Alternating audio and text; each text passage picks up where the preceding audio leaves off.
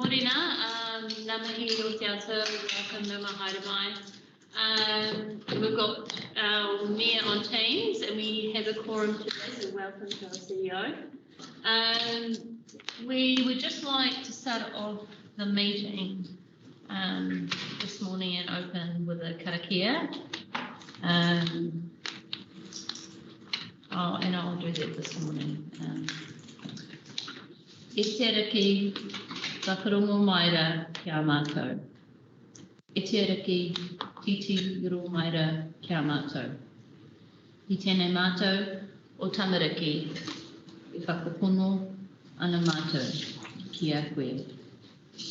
Aue, aue, aue. Te mātua, te kamaiti, wairea tapu, ake, anumi.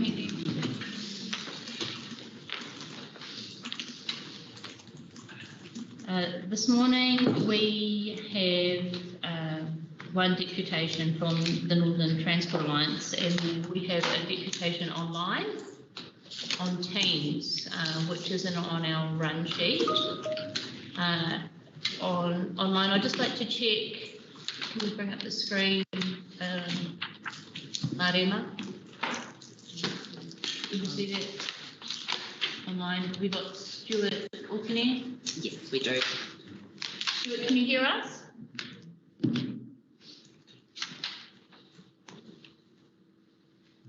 Sorry, yes, I can.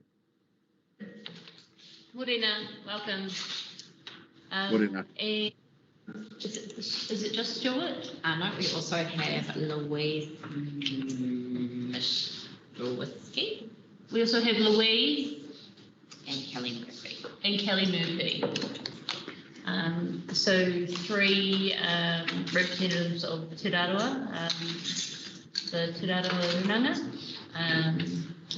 and we'll be taking the deputation first. I'll just open with any apologies and declarations of interest. Deputation. Apologies for the follow-up, and I'm going to hear from them. We will be reconsidering our committee structures, and those that have historically not been in attendance at the committees may wish not to be on the committees if they're just not going to attend. So I'm sure that we will address that at our reconsideration of our committee structures. So to move on, we have, I'm happy to move Councillor Collard, his apologies this morning. He's at the Civil Defence. I'll second. So thank you, Councillor Stratford. All in favour? Aye. Madam Chair, did you say Councillor Collard and River? No, just Councillor Collard has given apologies. His silence with regard to Councillor Collard.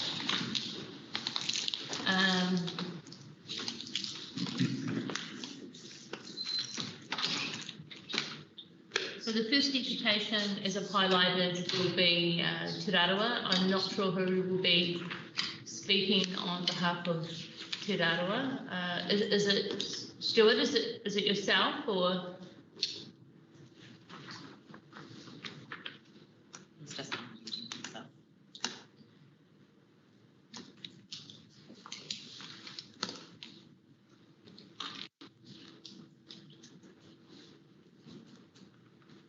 Stuart, are you able to hear us? Sorry, yes, it will be me speaking on behalf of Te Raroa. Kia ora. Stuart, so you'll note that we have one item today, the first item on the agenda, that relates to both kaikohe and kaitaia effluent disposal, treated. That's correct. Disposal. And Te Raroa have contacted me to speak on this item, and also to be online to hear the debate today. So thank you, Stuart. If you can go ahead there, you're welcome to turn on your camera, and it is the people online will be able to see your face. Ka nui ki te kānui.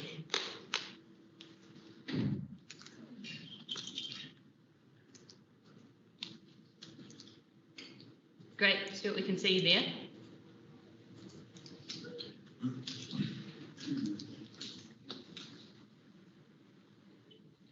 Away you go. Okay, so I can speak to the agenda item now. Yes. So my understanding is that the council is seeking an extension, 30-year resource consent to dispose treated wastewater to the Awanui River. You may be aware that Te Rarawa utilises area in close proximity to the outlet into the Awanui River.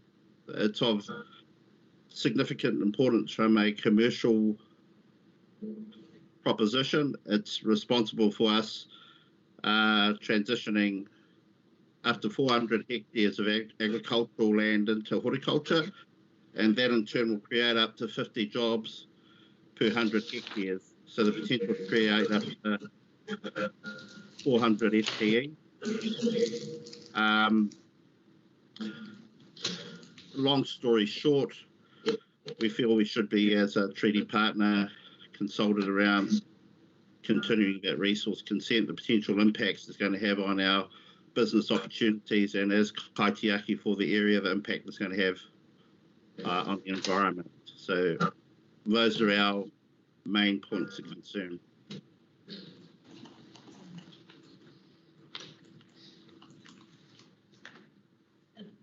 Thank you, Stuart. Is Louise speaking today, or Kelly?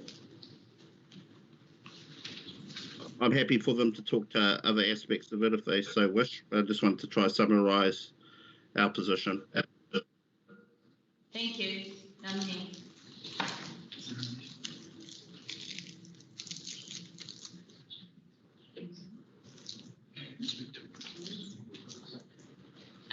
Louise or Kelly, would you like to put it on this morning in the deputation? There is a 10-minute allocation, and the summary of Stuart does highlight some of the aspects. Are there any other aspects you'd like to cover? Kia ora, Louise Mashewski speaking.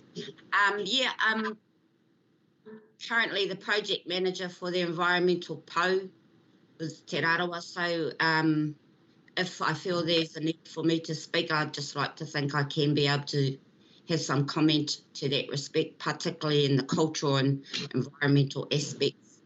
Kelly, of course, may have other things to add to it if that's allowed. You're welcome. There's more than enough time, and that Stuart's allocated, so you're both welcome to speak. There's a 10-minute time slot. Point of clarity. Thank you. I think they want to engage in the debate.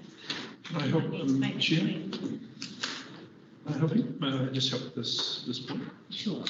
Hi, Stuart and Louise. Thanks very much for popping in and for staying in. This is a public meeting, and the form we put around it, because we need to have a set of rules that apply to everyone, is to open the window for you to speak freely for up to 10 minutes at the beginning on. And we welcome any detail, any loose thoughts you have that are about the topic that you're here for. Unfortunately, that's the end of the opportunity, because this is a legally formed and formally run meeting, which has got some quite heavy decision responsibilities. So unfortunately, we don't have an interchange with the public when it gets to the paper, but we certainly love you to sit in on that, and would like to talk to you out of session later if you've got some points. But right now is your time to just help us with our thinking as a prelude to that. Is that helpful? Yeah, that's fine. So roughly how much time we got left?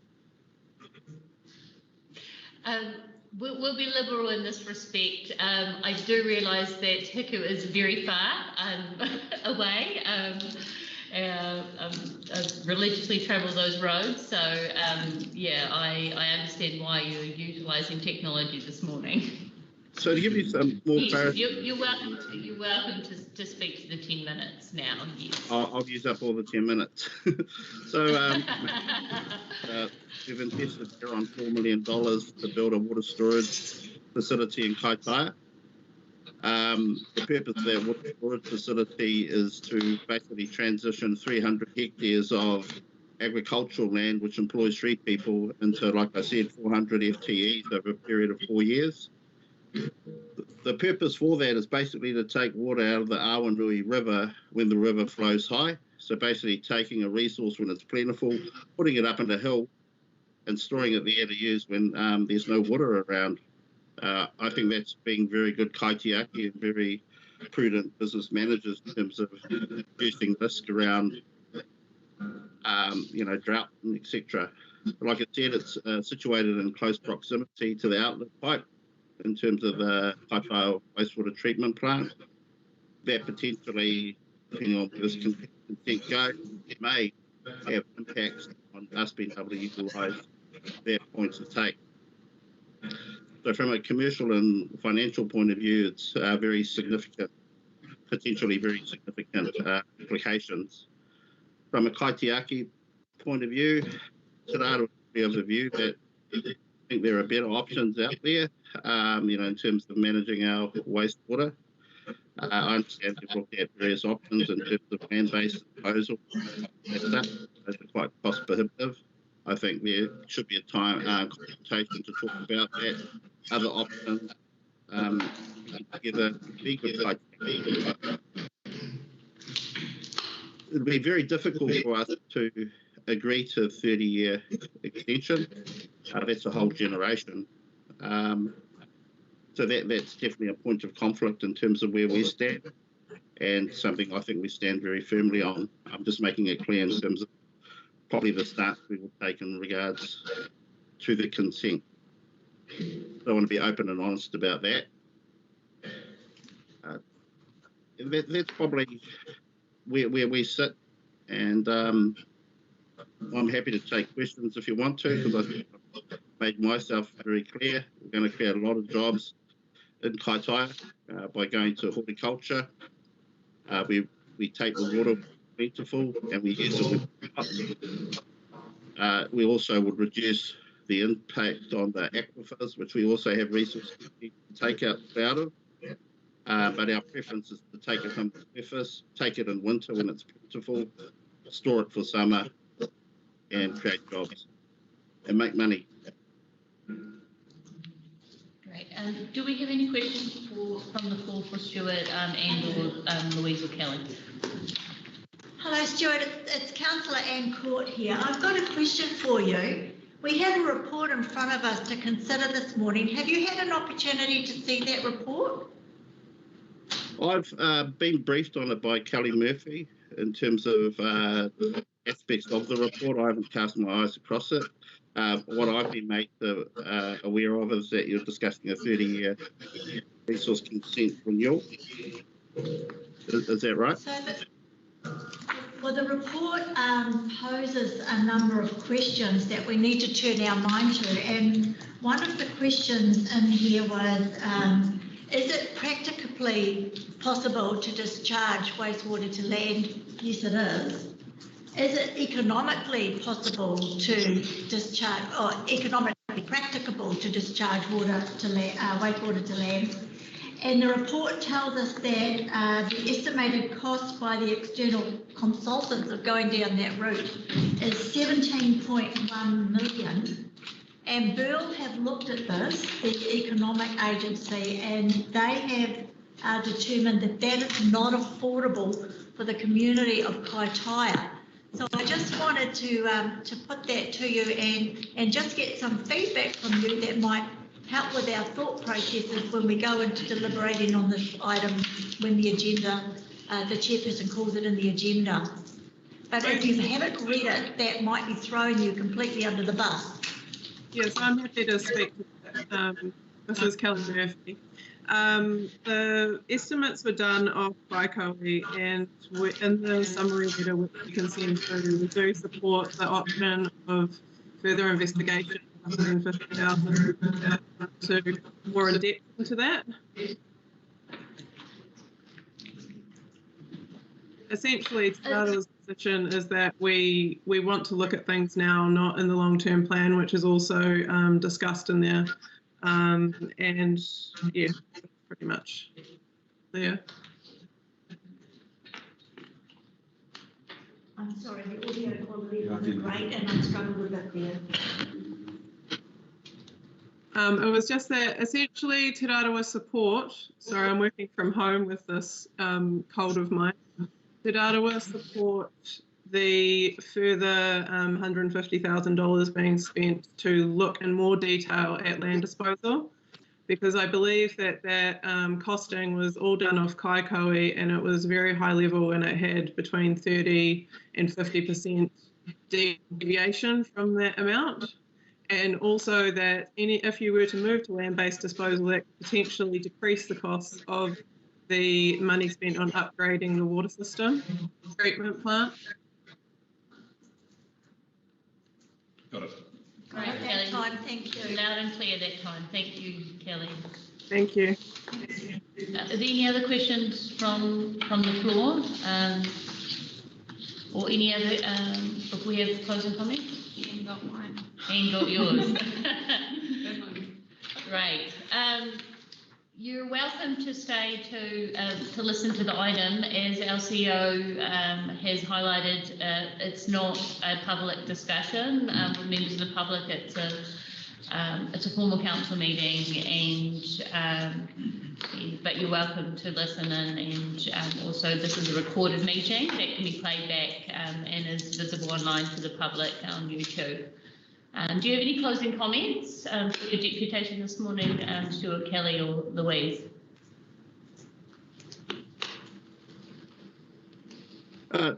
Just want to say thank you for making this available for us to put our views across at short notice. I really appreciate the councillors and the council making this happen. I hope we've been very clear in our position. We can't really move from our position, but I just want to be transparent with you where we stand and what the impacts of it potentially have on Te Rarawa. Kia ora, Stuart. Kia ora. Kia ora koutou. Thank you. John, did you have a question? Was it just thumbs up from Mia Carter? No, I'm fine, thanks. I just wanted to say congratulations and thanks for the presentation. Excellent.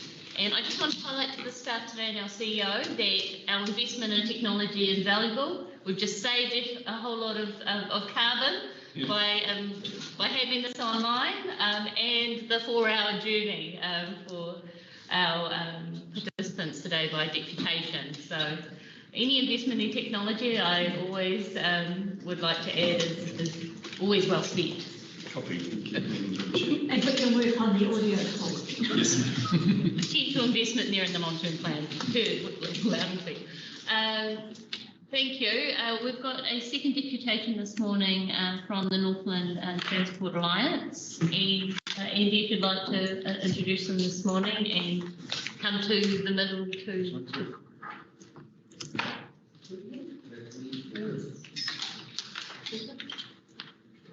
Andy, if you'd like to introduce them as well. So we've got Nick and Sandy from the NTA who have been asked just to talk around development, the impact of development on the roading network for today. I believe you've got a short presentation. Correct. Thank you. Thank you, Nick, and thank you, Sandy. Can you introduce yourself to those watching and online today and your names and roles in the NTA? Thank you. Morning everyone, I'm Nick Marshall, Northland Transportation Alliance, team leader of the Road Safety and Traffic Engineering team, and Sandy Morris, who's in my team as Far North representative. And yeah, so Road Safety and Traffic Planning Engineer for Far North District. And I'm actually here to give a minor brief update with the Footpath program as well. So apologies, it says 6th of May, I thought it was tomorrow, but I've got corrected. And I believe Jeff, who's my manager, is also dialed into this meeting. So if there's any really tricky questions, you can give them to me. There's two parts to our update. One is around... sorry, I'll speak up. Sorry about that. We've been asked to do a bit of a presentation around our involvement in consent applications for Far North and our footpath matrix, so which footpaths we're working on and why. The first part's going to be on the consents. So across Northland within the last 19 months, I think it is, 18 months, 530 applications. Some of those may be double-ups, so the way we're recording them, it may be the same application, two parts to it. So it's perhaps 450. Out of those, as you can see, the main part is in Kirikiri. And you have a map here. This heat map sort of shows where most of them are. And in terms of our involvement in these, we look at subdivision and land use consents and boundary infringements. And we're looking at those at the district plan rules and the engineering standards, so for compliance. And along that, we look at the potential conditions that we'd like imposed, and that's around the anticipated effects and looking for mitigations to those effects. So how can those effects be managed or removed? And most of those are around trip generation, so how many vehicles they're creating, and connectivity, particularly active transport, and crash risk, if there's any specific unique crash risks in that area. In terms of the outcomes, this is looking at the road layout. If there's no structure plan in place, or there's other names for it, but structure plan is the one I'm aware of, it's very difficult for us to enforce a change to the proposed subdivision. So if the subdivision is a cul-de-sac, for want of a better word, it's very hard for us to force connectivity across blocks of land. We can ask for it, but we can't enforce it. And the best instrument for dealing with that issue is around having a structure plan or equivalent within the district plan. So often that's a chapter within the district plan. And some examples that we're involved in NTA are Port Nikau and Whangarei, or the Mangawhai Central recently approved in Kaipa. So there's an example around how to use a structure plan. Without the structure plan, we essentially can only look at what effects their proposal will create and ask for mitigations around that. So unless the effects are large enough and the only viable mitigation is connectivity across, it's very difficult to impose it. Thinking forward, a suggestion we have would be to set up a team that, I'll give a bit of a history. There's a team led by Kelvin Catt, and sorry I've been corrected around his name spelling. And he is looking at the engineering standards, so a review of that, and working with stakeholders, including us as one of the departments. Council has the integrated transport strategy led by Keith Kent, which has been approved, which sets out transport objectives and identifies those issues across our district. We have Roger Ackers looking after the district planning review. And then if you look, sorry? Greg Wilson. Sorry, apologies for that. And with those three pieces, we'd suggest a way forward would be to have a cross-council team that use all three of those components together to ensure that they talk to each other and inform each other. I'll hand over to Sandy for the footpath side of it. So I thought I had a request for a little bit of an update with regards to the footpath program. I am delayed in reporting back to the community boards. It is proposed that they are now presented with the Footpath Matrix, the top 10 for each ward in June, first week of June. And it's more looking at, where we're going to go rather than how we're formulating the program and the matrix to present to them. And the reason we're taking a little bit of time is there are some funding changes from Whakapotahi, and how we assess our matrix has to change, and we have to reflect some greater safety interventions. So you see I've actually included the matrix discussions around prioritising around a new formulae and the local area traffic management program, which may be new terminology, so I'll just give you a brief overview of that. Our matrix has in the past been based on, I think, 8 attributes. We've changed it to actually 10, not 9, so apologies for that. But our new ones, we are looking at a posted and operating speed. So not just what your sign says, not 50 kilometres an hour, but how you drive that. And if you're driving 80 kilometres an hour, then we need to look at reducing that through our infrastructure, and that comes into footpath programs. One network framework, which is Waka Kotahi's new road safety network design philosophy, I guess.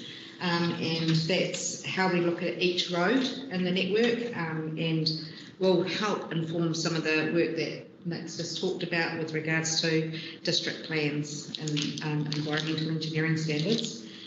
Crash analysis system, which is coming from all our fatal and serious crashes. We know what's involved in each crash from the data that the police gather for us when they attend each crash. So we can actually look at that information and help inform where our priorities are. And the next one is we're also looking at an average annual daily traffic per road, which feeds into how many cars are driving on that road. And then that helps us with our footpath design. And that obviously will contribute to the cost of that design. Like, do we need a high-end footpath, or do we need a low-end footpath? Do we just need an area for people to walk, or do we need the curb and channel that makes it a bit safer and separates pedestrians from traffic? So those design philosophies are what we're trying to bring into the Footpath Matrix. So we are assessing footpath programs based on safety. So that being said, here's our current pedestrian crashes in the far north.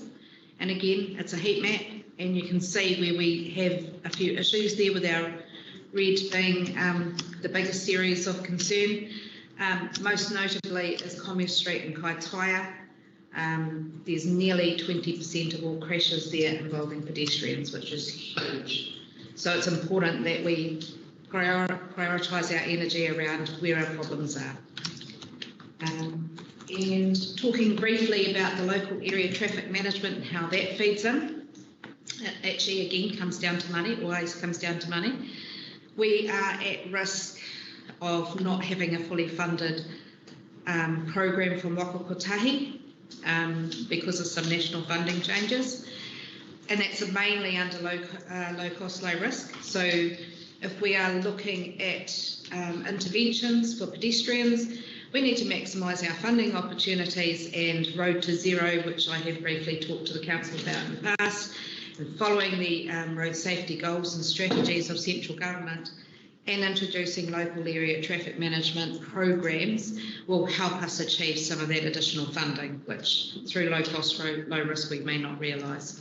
So local area traffic management simply is, what I've shown there is a concept plan that we are trying to develop across our smaller villages with regards to what the community are asking for. So footpaths and speed humps are a common thing that you'll hear. But local area traffic management can be a raised platform for pedestrians, slows cars down. This is just one example, and actually that's just an overview plan of the Rawene area with some ideas that incorporate speed reviews as well, which I understand you've also briefed on. So the local area traffic management pretty much is physical interventions such as speed humps and adjoining footpaths. So it's a similar sort of thing as your footpath program, but it's a slightly different terminology. And that's really about it from me. Wasn't that just a fantastic presentation? I'm sure we have questions from the floor. I'll go first. I have two. And Kelly's following. The first one in regard to footpaths. There's been a lot of conversations in this chamber about the type of use that a footpath has. So, for example, is it a high pedestrian area? Is it an area where we might have a retirement village and we might have two mobility scooters that need to pass each other? So the current engineering standards and guidelines, as you probably are aware, is the width of a horse's backside, because that's what they were way back and they've never been changed. So when you look at a footpath, are you considering the type of use, and should a footpath be wider than the engineering standards and guidelines? Absolutely. Awesome. All of that comes into what we're now proposing. Thank you. And my second question to you is that Kerikeri does actually have a structure plan. It was developed in 2007, well, it was adopted in 2007. The comedy of errors that eventuated from that at the time, I think, of miscommunication. For elected members at the table of the day, we believe that once we had adopted the structure plan, that was it. What we didn't realise was that it actually had to be captured in the district plan.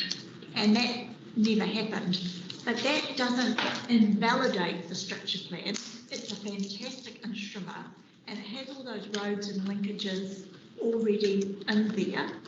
And in the subsequent 9 traffic studies that have been done for Kerikeri, they have validated all the findings in the structure plan. Can we use that, or is there a legal impediment that because it's not been adopted into the district plan that we can't? I'm probably starting to get out of my area of expertise, but my understanding would be if it's not adopted by the within the district plan, it essentially doesn't have teeth, so it has no legal or limited legal weighting. So we can refer to it, we probably can't enforce it, but where we have developers that I guess want to work collaboratively with council, it can be used there, where the developer has a set mind view on what they want to develop and it's different, we wouldn't have the teeth that went to a hearing. So we wouldn't have the weighting. That's my limited understanding, but it's outside my area of expertise. You're correct. There you go. Nick, can you bring up that one slide that you refer to, and it's got about 6 bullet points on there. I think that was one of the key slides that the one about in the interest of time, because we only and everyone else has a question. Yes. I would like to pursue this conversation at another time. If Correct. possible, we could schedule that. And thank you, Madam Chair. I was going to bring up a workshop not only on this item, but on the engineering standards and implementation through the district plan. We have had no workshops at all on the engineering standards. They're very technical, and as you know, they're very various types of roads across the whole far north, heritage precincts, greenfields development, brownfields development, and engineering standards determine what the conditions of consent look like and therefore what our towns look like. Case in point, Kerikeri, a town of cul-de-sacs. So we will be bringing that up with our CEO to plan a workshop for the district plan become proposed as part of our consideration of the engineering standards. So we'll move on. We have got Councillor Stratford and then Councillor Smith. And responded. And Member Edmonds. Sandy, just refresh my memory, were you altering the footpath matrix or was it staying the same? We're altering it, we're adding new criteria to it rather than taking anything away. I do recall when I was on the community board, there was some issues, around where there's areas where there may not be a school, but there are lots of kids that have to transit, either, walk or bicycle and wait on the side of a road. So they always missed getting captured because there weren't any hospitals or medical centres around. But there's still the volume of walkers around there. Has that been addressed?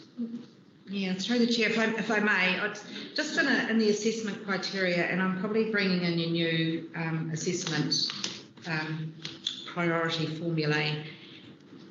we don't just look at the area that has said we need a footpath or a road crossing. We need to know how the people are getting there and where they're coming from.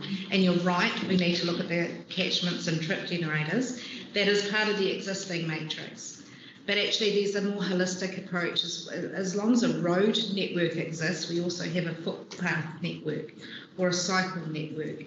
And we need to know where people are and where they're going. And so part of that planning element, I'm hoping that we can bring some of that technical detail through in the district plan, and when we have some priority routes identified, that they can then be identified with developers if they're applying. But when you're talking about specific areas through the program and prioritising the work that we're doing, what we're effectively doing is just talking about where we're spending our money. What we're talking about in the matrix is all about that priority. When it comes to footpath programs, it is a bit more holistic and it is a bit more perceptive as well, because it's about the community's feeling of safety as well. And that is also introduced through this program, and we are ranking it on the area of need.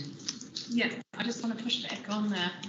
Yes, you capture schools, but if a school is, a certain kilometres away, it's not captured. So we've got a lot of rural communities that fall out of the matrix.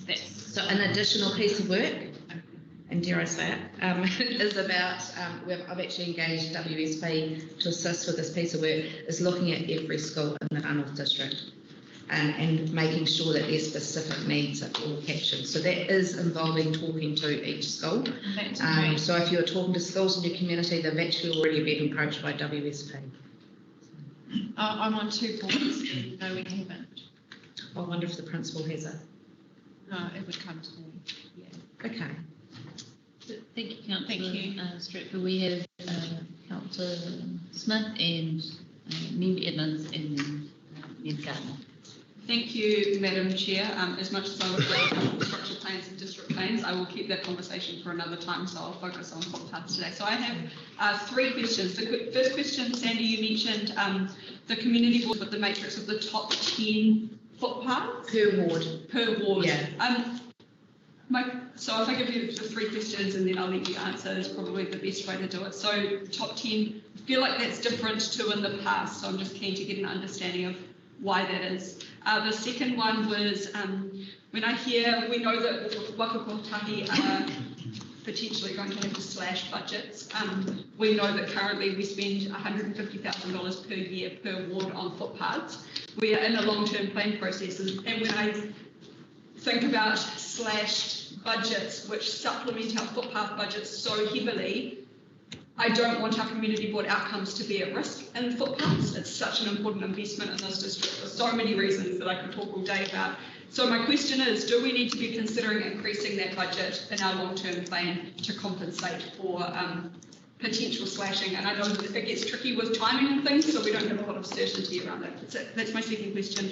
And then my third question was around rural walking paths. There's been a lot of conversations around, and I think that sort of feeds into what Councillor Stratford has raised as well. In areas where it's highly rural, but there is still a willingness, so I'll use an example of Kapiro Road in Kirikiri, where it's a highly densified residential area, but it's also a rural area in a 100k zone with wide berms. Is rural walking paths something that you were looking at within that planning process with different engineering standards? Yeah. Fantastic, thank you. So going back to the second question, and if I just do a very quick and very brief summary on the budgets for footpaths. So each ward has the 150,000 and that's non-subsidised. Our current program is 320,000 of subsidised per ward, so 470, and that's over the next 3 years. Okay, so every year for 3 years. So when I say the top 10 footpaths being presented, it could be that those 10 are delivered over 3 years. So looking at the whole budget. However, the 320,000 is identified for subsidy from Wakakotahi, and it's possible that the coming years we're going to be 69% far rate. We could lose that on our low cost lay risk. So that is dedicated from the activity class for footpaths, which is why we're trying to push some things into our local area traffic management program as we can For example, Rawene, we have footpath needs out there, but we also have speed hump needs, and our Road to Zero program can, through that activity class, subsidise some of that funding. So it is a bit of a juggle behind the scenes, but we are trying to maximise our funding from local Tahi working within their boundaries. So that is our goal, and that is for that 320,000 per annum. There's just no guarantees that we will get that. So you still have your 150 per year. Just to add to that, from what we've been told, the Road to Zero is the most likely to be funded. Walking and cycling is the second most likely, and then our local road, which is pretty much everything else, is the most at risk, but really to say, and unfortunately for all councils, not just the three in Northland, the long-term plan process will be probably finished before we know where the RLTPs are heading. Thank you for that response. Our Andy Finch would like to comment on the funding aspect, and I'll also ask the Andy, or you may ask the staff to comment on the new NZTA traffic speed reduction proposals that have just been announced, are very topical at the moment. Thank you. Through the chair, I just comment a little bit around the funding, and I'll throw the speed reduction proposal across to Sandy to comment about towards the end. We've flagged to elected members over a number of months that the funding from NZTA Footpaths is likely to be reduced in the next settlement. Initially, we felt that that would only apply to shiny new projects, the new stuff. It seems that the commitment at the national level and the revenue being generated may prejudice some of the low-cost, low-risk activities, including structural maintenance, road safety, and what's been described today. So it is a risk for us in terms of what we will be able to achieve as a local authority in the next 3 years in the roading field, and clearly the NTA are working hard to maximise that. The other part that's worth noting is the initial asset management plan for roading has been submitted to Waka Kotahi, and the feedback from them is it is a very good document. So there is no issue around the quality of the documentation and the submissions that we're putting forward for funding. It is just a national issue around funding and reduction of funding across New Zealand. What I have asked the NTA to do is, when we do get a settlement, and the final settlement is likely to be September, October time, it's just the flags we're getting at the moment, which sits outside the long-term plan deliberation and decision period, is a report is brought back to this committee outlining what that funding looks like, and probably more important for elected members and the community is what the implications of any reduction in funding actually looks like and what it will mean for our roading network. And I think that's really important that you get that visibility going forward, and you have the ammunition to talk to the residents and the communities that perhaps the overall objectives we're trying to achieve on our roading network may not be achievable. Sandy, did you want to talk about the speed announcement or park that at this point? Okay. So as you've probably all seen, NZTA are consulting on pretty well every state highway north of Auckland, and some which are actually in the Auckland district. That is targeted to their top 10% risk roads in New Zealand. Just happens to be a number of them up here. And the only roads that they're not consulting on are the ones that are not in the 10% risk, so to the Cape, and those that they recently consulted on. That is running faster than our own program can, and partly that is how quickly we'd be able to consult on every local road, but also we wouldn't actually have the money to implement every one of those roads in a single year period either. So we have a lot more roads than the highways do in Northland. And it's anticipated that they would finish the consultation phase in this calendar year, and implementation would be through this calendar year and next calendar year, but in the first financial year of the new long-term plan, the RLTP. At this stage, it's about all we can say because they're in the early engagement phase, so they haven't got a fixed mindset on the proposed speed limit. That's the next part that comes out. Great, thank you, Nick. So in the interest of time, I have noted that for the community boards, Mike and Darren, that I've requested that Sandy and Nick do the same presentations of the 3 community boards to give sufficient time for all the questions that I'm sure will be asked about the process, in particular the footpaths.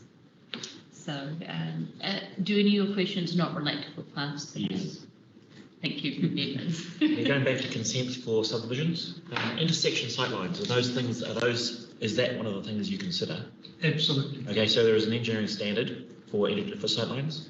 Okay, now the reason I bring this up, and I'll make the point to the chair of the regulatory committee, is that there is no bylaw or any other rules that those sightlines have to be maintained after they're created.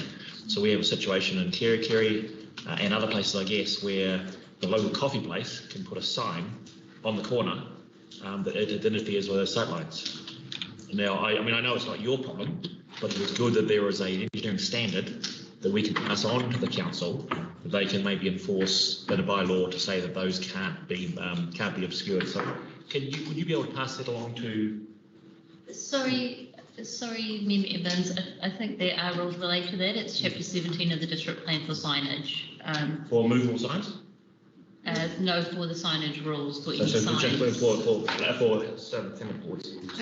the chair, Okay, that's cool. if I may, it's also coming under the Land Transport Act. Cool. So the Road Controlling Authority, which is Far North District, they manage the activity within the road corridor. Sweet. That's okay. And if signs are being erected without permission, then that might be just an internal policy or process that needs to be developed to manage that. Yeah, these are footpath signs. So, well, in that case, we've got an issue because the staff of the council are saying that there are no rules when the complaints have been made. So, rules. Well, I've got members of the public coming to me and saying that they've been told there are no rules and the council cannot do anything about sightlines being Members, we will take that offline, and Councillor Stratford is aware of that and making notes accordingly.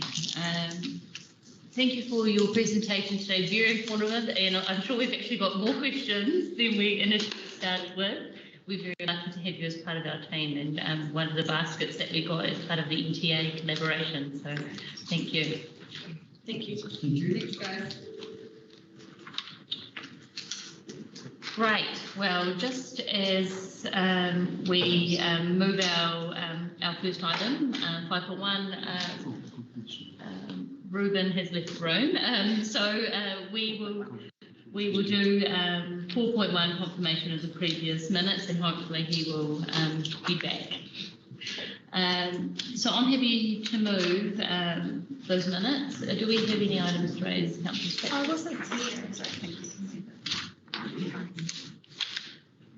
I'm happy to move. So with Councillor Second, any comments or any matters you'd like to bring up? No. All in favour? Aye. Aye. Thank you. Thank you, and good timing, Ruben. Before we move the item, I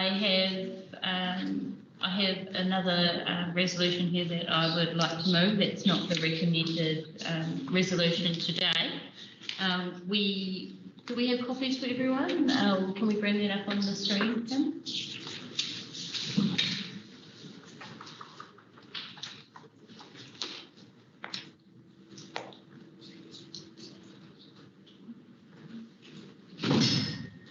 Thank you, Kim.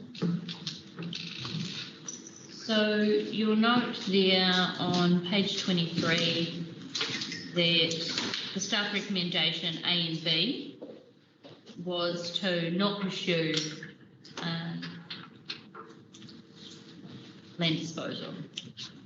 So essentially to replace the existing consent that he used.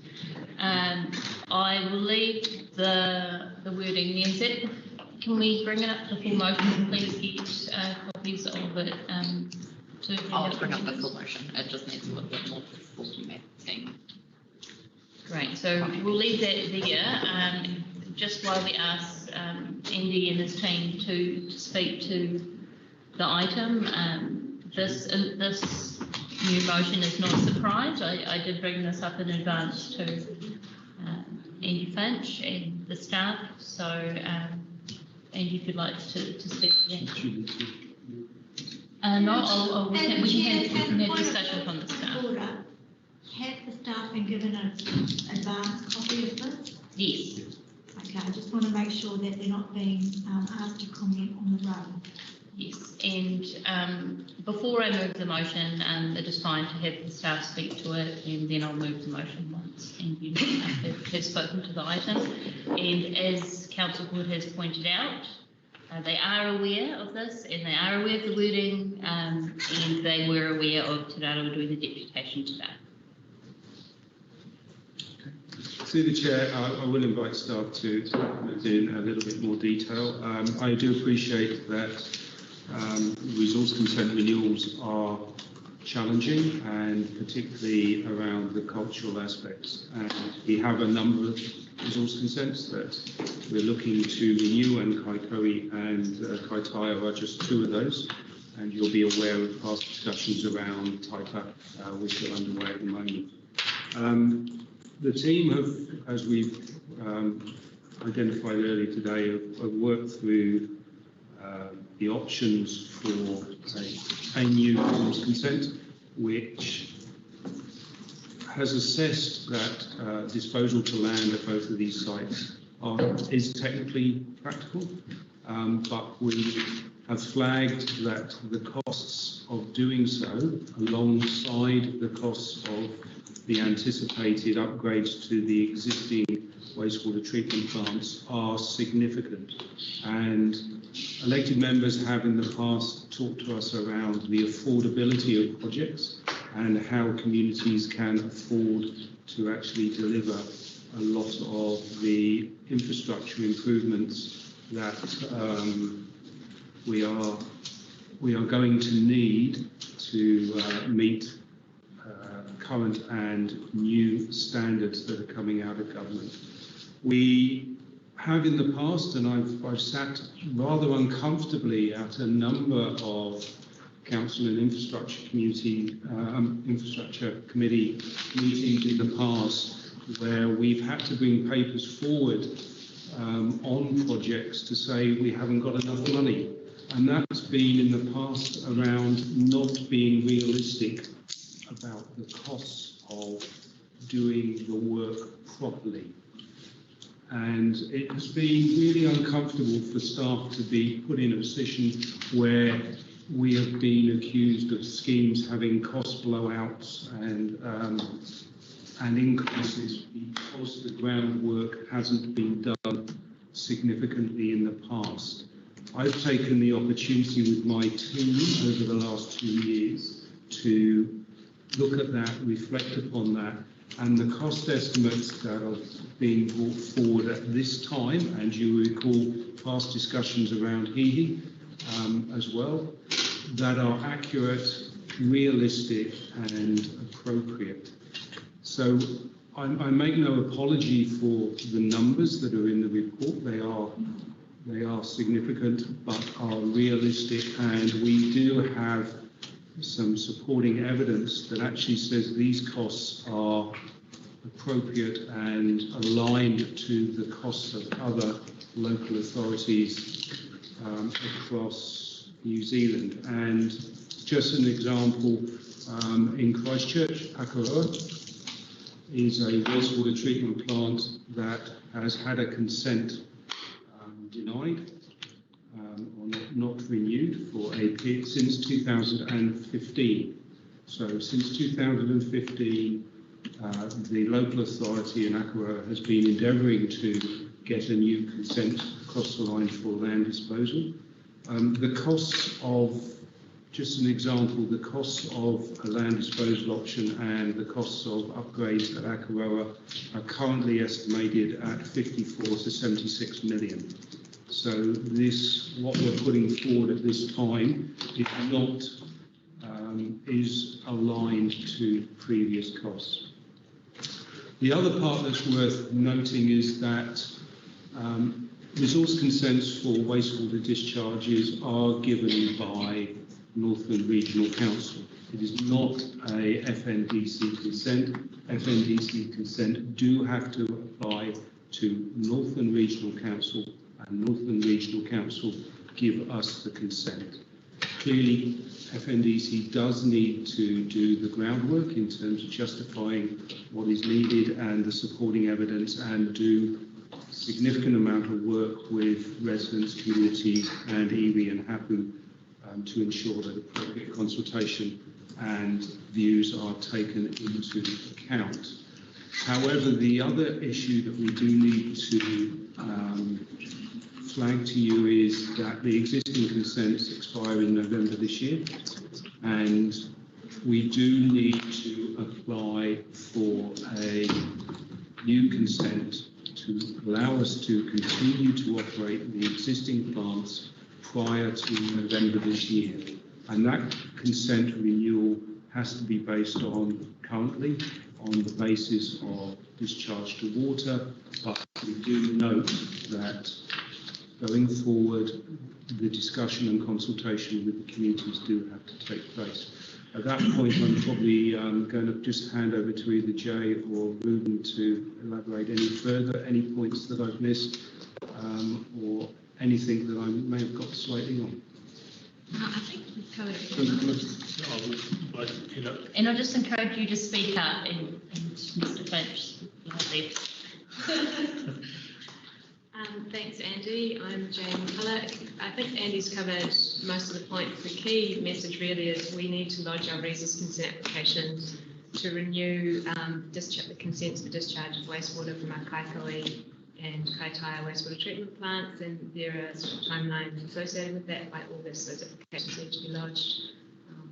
So we specifically, this report looks at the proposed regional plan policy requirement around demonstrating whether disposal to wastewater, disposal to land is practical or economically viable.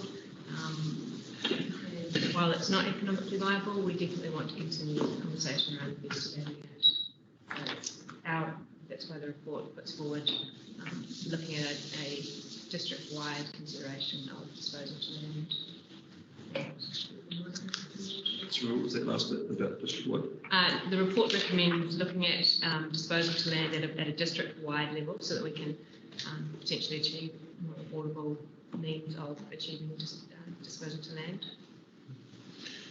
Yeah, so just on that note, that it's just important to just for the committee to turn its mind to the fact that this is a determination that's required as part of the current consents that applications that we have before us.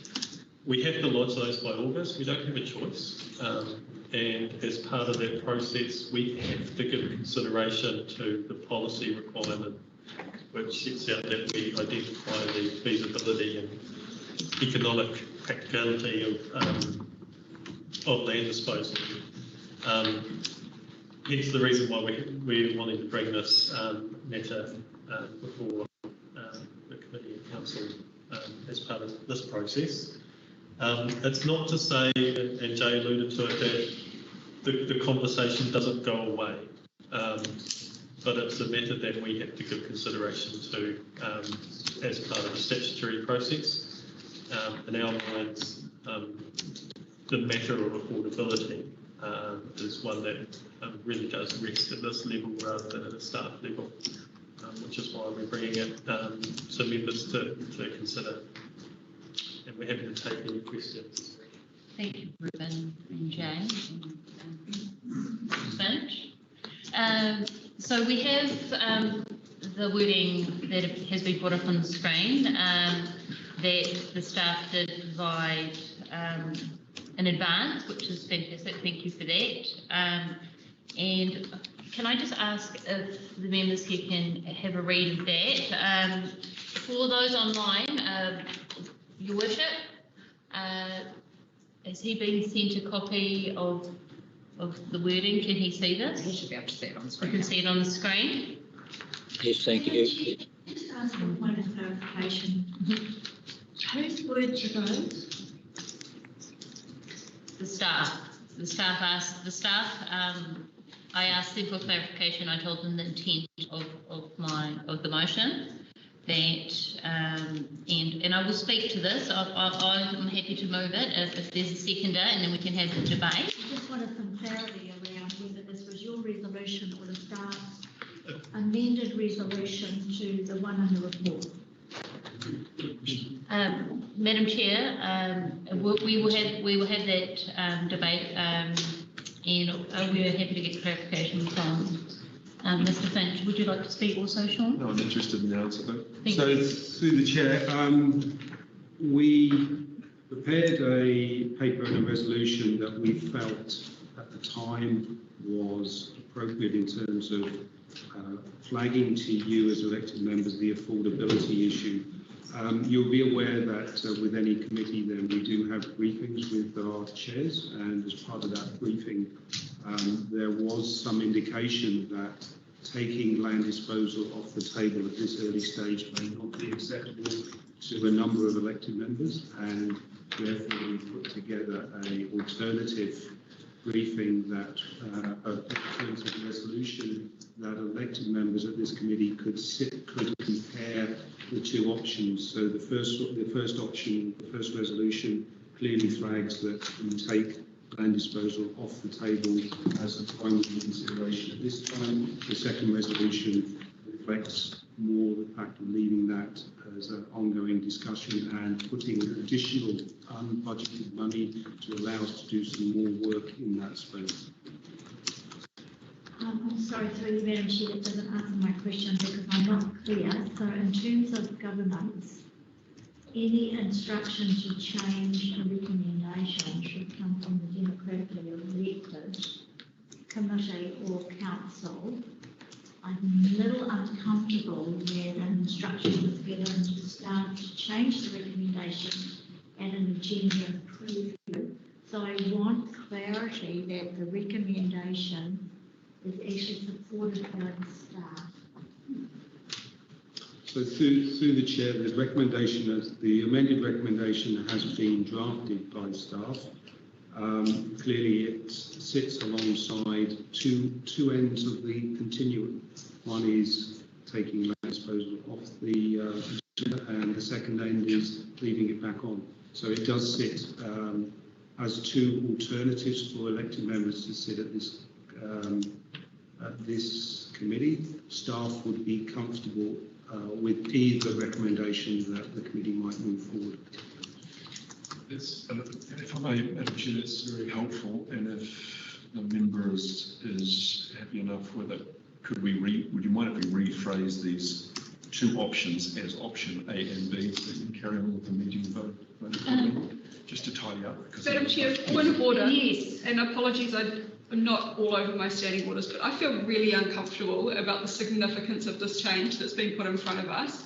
Considering the significance of the report as well, I'm struggling to comprehend what's in front of us, and I don't feel equipped to participate in the debate. I recognise that this is simply a recommendation to council, but if we're going to continue, I'm going to ask that I take leave from this item. I don't feel comfortable with this process. Thank you, Councillor Smith. You're welcome to do so. And I do take into account the 2 points of order. However, also note that if I was to move my own motion with my own wording on the day, that would have different ramifications. If you were to have done that though. Yes. So yeah, so through the chair, Madam Chair, I think the confusion currently is that we haven't moved the first motion to get it on the table, and if it was to be an amendment to the original motion instead of a or B or, it's a little confusing. So if you were to move this as an amendment, then that might make other elected members feel a bit more comfortable. But what I think our chairperson has done is involve the staff in a direction she's sought, from other elected members, help, to try and make the debate go. So the paper doesn't lie on the table. And today we're actually going to get somewhere that might be more amicable to the public and tangata whenua. Thank you, Councillor Stratford. I have taken the 2 points of order. I am entitled to move the current motion as per standing orders. The elected members do not need to move a motion that is worded by staff. However, as Councillor Stratford has pointed out, I would rather make progress on this matter and have staff input into it rather than be reactive on the day. I personally would have liked more notice for the agenda preview. However, I cannot be afforded that time in a lot of respects, and therefore this is why this has resulted on this day. Can I add to the point of order here? I mean, it's generally a meeting moves a motion and then we discuss. Right now, I've been sales pitched. As far as I'm concerned, I'm feeling I've been sales pitched before the motion has been moved, and I have an issue with that. It's no point of order. Thank you. Thank you.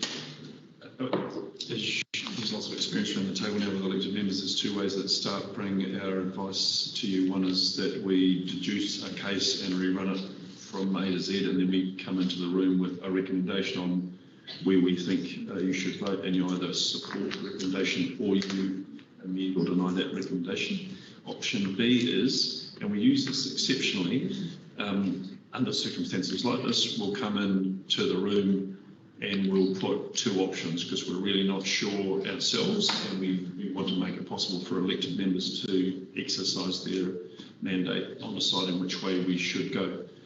I'm considering that this is of the second type. To be technically hard and fast about this, the staff deduced we should bin disposal to land. We've basically got a $50 million bill in prospect for two land disposal options. When if we were to dust off the consent under existing disposal, that looks more like 12 million. That means rates per household go either $100 a household or they're $450 a household. The engineering approach to this is tough. It's ridiculous. We need to go with a simple option. We are not prepared to walk into the room with only that because we anticipate, and Mandy's anticipating that there's going to be some pushback on that. And he has got that other option from the consultants about 150k each for a deeper dive onto the finer evaluation of land disposal option. So, and you speak if I'm misinterpreting, but he's genuinely putting the hard and fast, tough to digest engineering recommendation in front of you and pre-prepared an option B, because to muddle through an amendment that's that comprehensive would never have happened. So it's come prepared with an option B worded, and I would be grateful if the Chair could have a crack at discerning which of the two options you want to pursue. Well, with respect to the Chief Executive, if the staff are going to come to us with two options, then they need to be in the report. If the chairperson wants to bring an alternate motion, she can do so on the day. What we're being asked to consider here is that the staff are bringing two options. They have not been in the public arena for 2 full working days. We as elected members have not had time to read that and consider it, and to provide adequate feedback. The purpose of the 2 working days is not only to give us the opportunity to read and understand the agenda item before it, but it is to give the public the opportunity to read what is on the agenda and provide elected members with their thoughts should they choose to do so. That opportunity has been denied to us, and so there is a process question here. Regardless of the merits of the paper, the process question is, if staff are going to put this recommendation up, it should have been in the agenda. It isn't. So therefore, it can only be considered as an alternate motion from the Chair. Sorry, so there's no motion on the floor yet, is it? I will move this motion. So you have moved the motion, isn't it? No, I will move this motion right now. Do I have a seconder? Thank you, Councillor Stratford. We now formally have a motion on the table. I'm happy to open it to discussion. We can have multiple discussions about this. I'm happy for that. This is a significant item. We do have time in our agenda, and we've already had issues raised, obviously. And this is this is such an important discussion, and considering that this is for the next 30 years, and I do hear what you're saying, Anne. I do hear what you're saying about the short time frames. As elected members, we have to read all these reports, we have to consider the motions put forward to us, and we may not be happy about those timeframes that we are constrained to, and we can raise that with our CEO. However, we have constraints for our committee timeframes and the consents that are coming forward to us. I also am disappointed that we are getting this now when we know that the consent renewal date is coming up. We've known that for many years. I know that there's significant workload for the staff, but I'm disappointed that we're put under these timeframes. I am happy with the current wording, or else I would not have moved it. And I'd like to thank Te Raroa for coming today.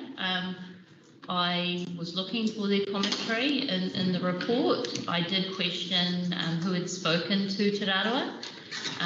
The staff are aware that the Awanuia River is a statutory acknowledgement area for both Te Raroa and Ngāi Takatoa. So we know that they're going to be affected. We know that iwi will be opposed because even treated wastewater to water will affect the mode of the water. We know that. We know what has happened at Taipa. We know this is an issue that will rise again. We know that over time our costs of treated wastewater have risen. We know that they will rise in years to come. We know that the NES for freshwater requires us to look at this option. And we know that there's higher standard requirements on territorial authorities. In fact, if we look at local councils compared to farmers, local councils are given, in my opinion, a free bus ticket compared to other people. Why are we being treated differently? Because economic viability is an issue. When if a farmer put effluent to water, they would be given an abatement notice straight away, and they would be taken to task in the Environment Court, and yet territorial authorities are treated differently. I'm not sure if the staff would like to comment on that, but I feel that this is a cultural change for organisation, and if we as Councillor Smith had highlighted previously in the hihi item and yesterday, and if we're really taking our role seriously for mokopuna decisions, why not make this decision now when it's only going to increase over time? And land disposal is not going to go away as an option, and it's always going to be an issue for treated effluent water for the mode of water for iwi. I'm not sure if the staff want to comment on that, or Andy, but... I'd like a chance for the elected members. Point of order, Member Emmons. Well, I'm making a point of order to you that I'd like elected members to participate in this debate. It is now a motion under discussion. Correct, and I have my time to speak. Order. That is not a point of order and standing order. It was. Thank you, Member Edmonds, and you'll have your time to speak. Oh, I doubt it. You're welcome to have your say. Thank you. A seconder of the motion, Councillor Stratford, would you like to speak to the motion? Yes, just quickly, I'm pleased to see an alternative motion has come to the table this morning, because I was disappointed with the original. And the only sentence is B. The only one that I have an issue with is B. That it's, for me, it seems so far away that we'll be again revisiting this and making a decision in 2023. But I get the the enormity of the work that has to be done to achieve that, and the cost analysis, because we've only got estimates at this stage. Yep. And I have been appraised of this at my Three Waters portfolio meeting that, we're probably going to have to do this with all our wastewater treatment plants going forward. But I also want to highlight the fact that under numerous amounts of acts, I'm not going to name them, you guys know what they are. Māori relationships and community relationships are important. So this report has the date of October 2020, but I can't see that a community has got to have a look-see at this before it's got to this table. I can't see that any hapa or iwi have got to have a look at this and feedback to us apart from Te Rarawa today. And so I'm only going by what I know, which is that tangata whenua do not like the discharge to water, discharge to groundwater even, it impacts on water supply, and they don't like being told that it is unaffordable, that it's uneconomic, because the environment and the future well-being of our people is more important than economics. We need to have this discussion about who pays, but we need to do it with more information and more engagement. And I'm sorry if I'm being really harsh, but yeah, thank you. I support this motion as it stands. Thank you. Thank you, Councillor Stratford. Do you have a short question before Member Edmonds speaks? Before he's disarrayed, he will not be able to speak in this meeting. I will lose my thread if I Councillor Stratford's comments. So that this was put forward to you, the original recommendation was put forward to you as an in-principle discussion. Are you happy in principle that we take the initial view of land disposal off the table for consent, bearing in mind the cost implications to our community? And it's a really, the original recommendation is a relatively simple question. Do you believe that our communities can afford to pay the bill? And that's effectively what the first recommendation was, seeking you to form a view on, and we gave you enough supporting evidence that would allow you to have an informed decision on that. The second part of the question around timing, and yes, dealing with land disposal options takes a significantly longer period of time than discharge to water. And I refer you to TIPA, where the Environment Court have given us guidance around a 7-year window to negotiate with communities and iwi to come to an acceptable outcome of what the disposal option for that treatment plant. And we believe the 7 years is tight to get everyone aligned and a solution that is workable for TIPA.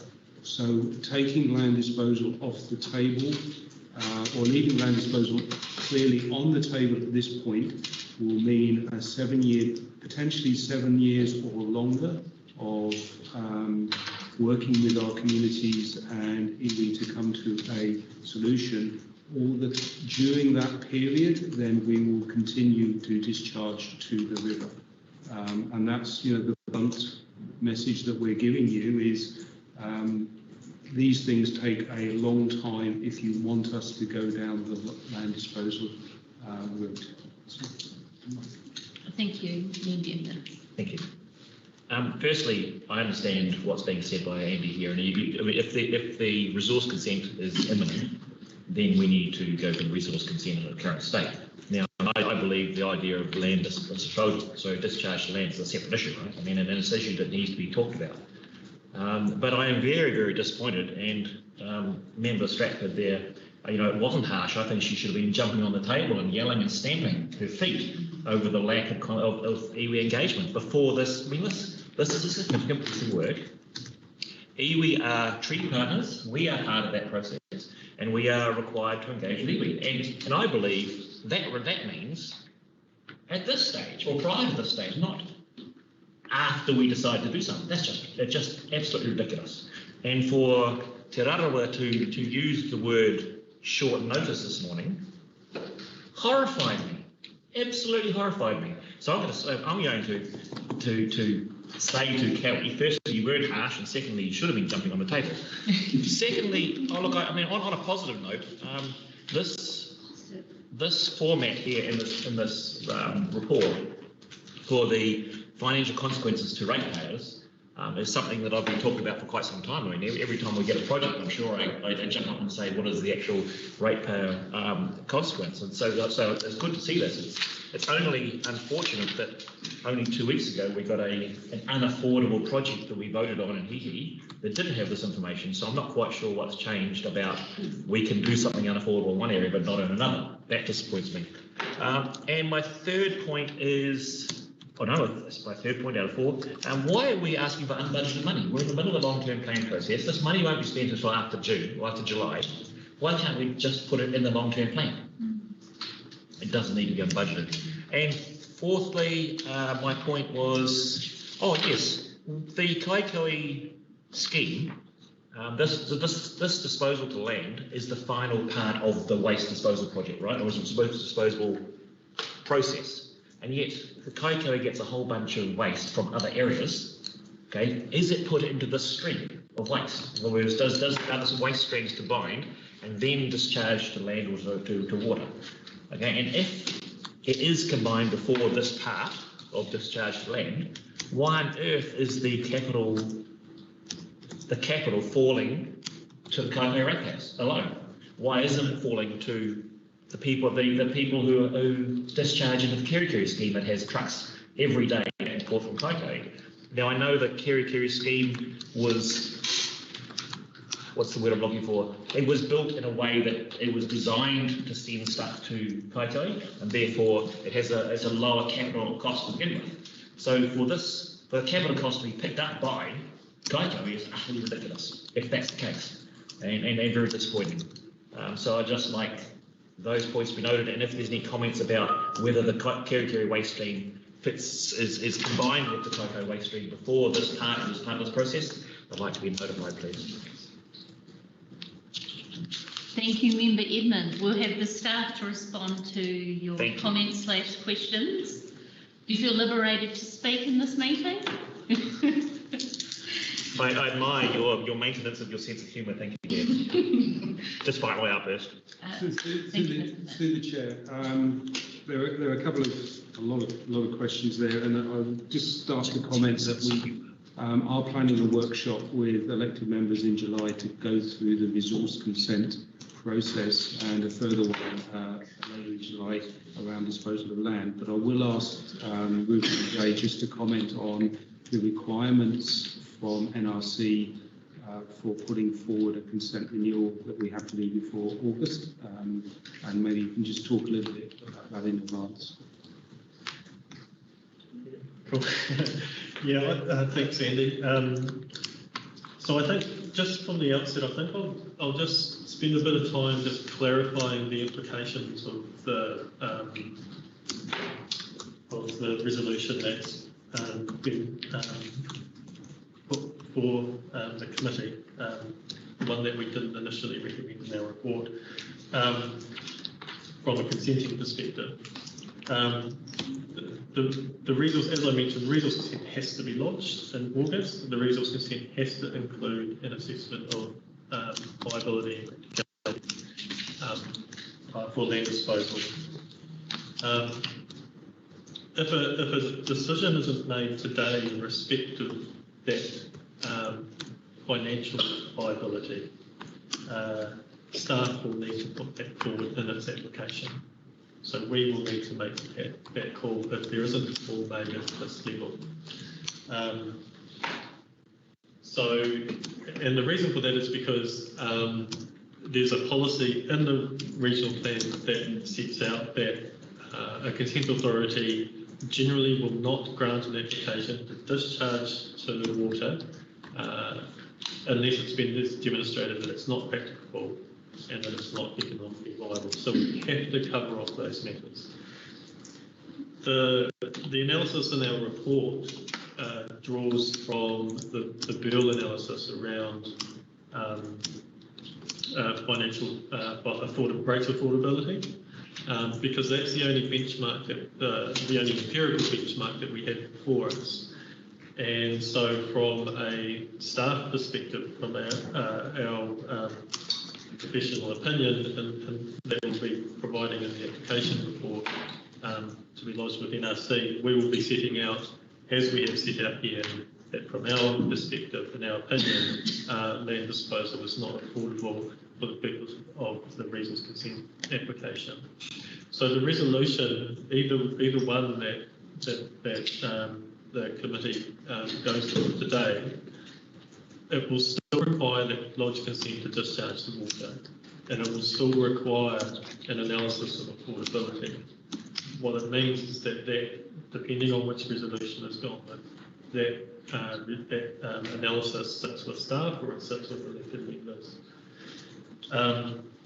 And I think just to emphasise the fact that simply because we launch an application for discharge to water, it doesn't take away the conversation.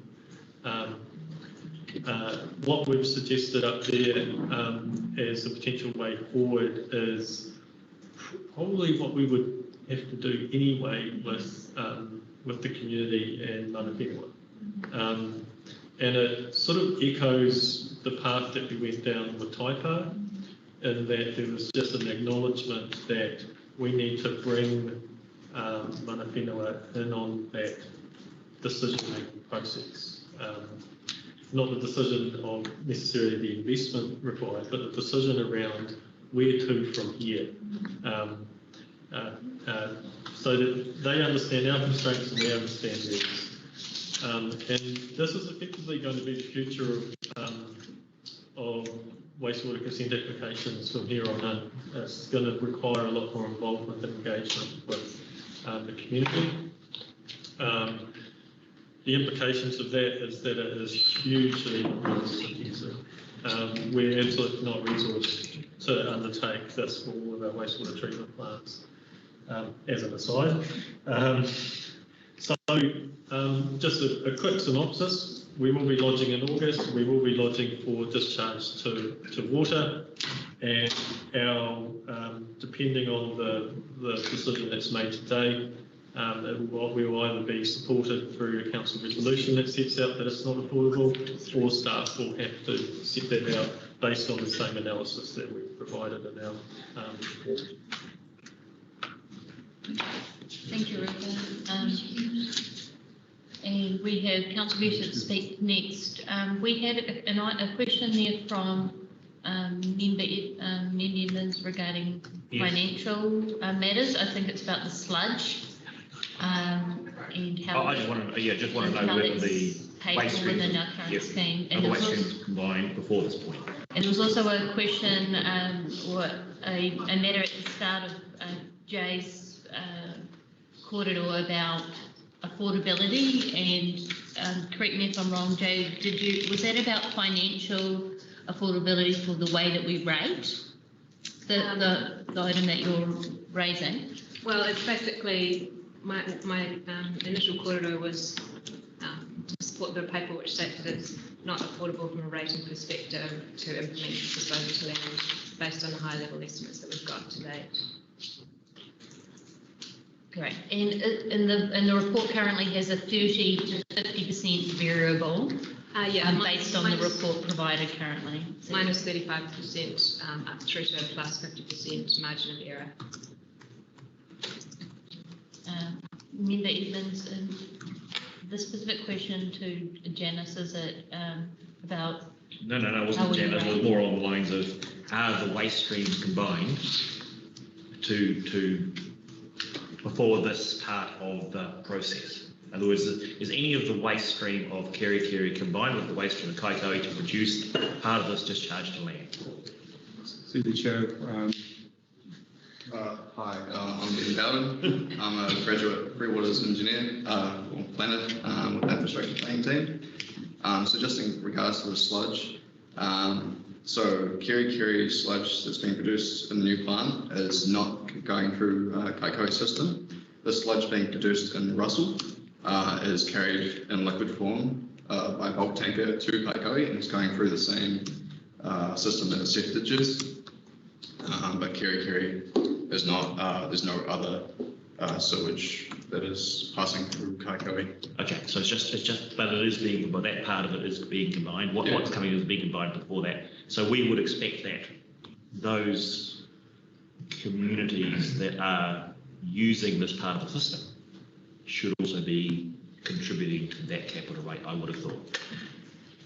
What a clarification, Madam Chair, can I remind Member Edmonds that is why we're consulting on a district-wide cost sharing of our water systems? Yeah, I'm just saying from a today perspective and this analysis, what we're saying is that if we don't, this analysis shows that the entire capital rate for this part will fall on the Kaikoura people despite there being waste from other communities. That's all I'm saying. Thank you.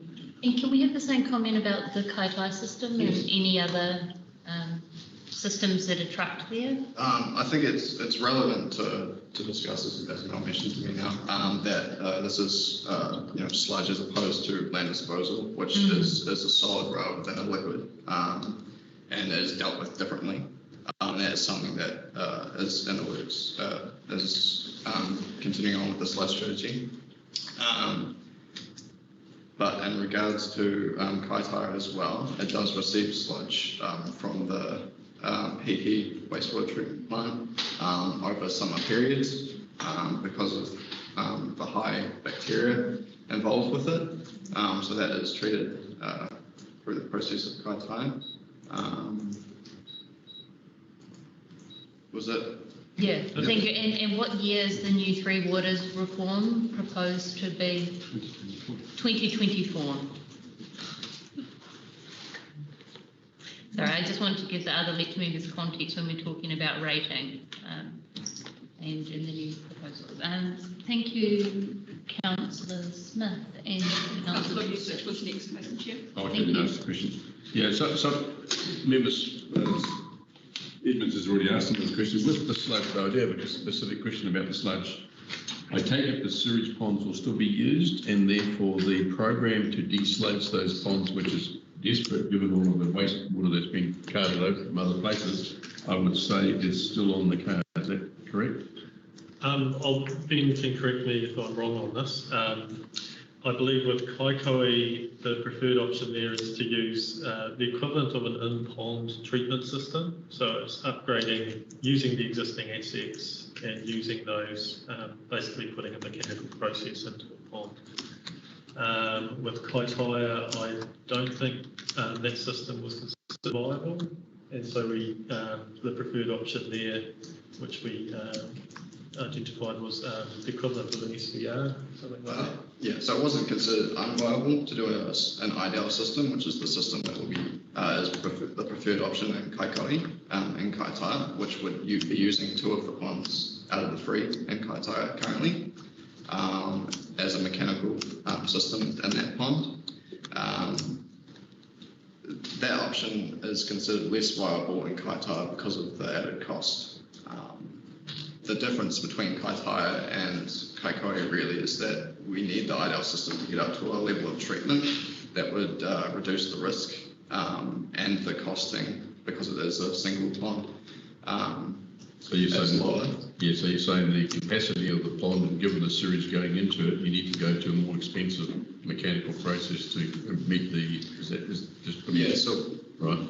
With Harrison and Grierson, the consultants that were involved with us, we went through a MCA process, which included things like cost and other issues, and that came to a preferred site. Oh, sorry.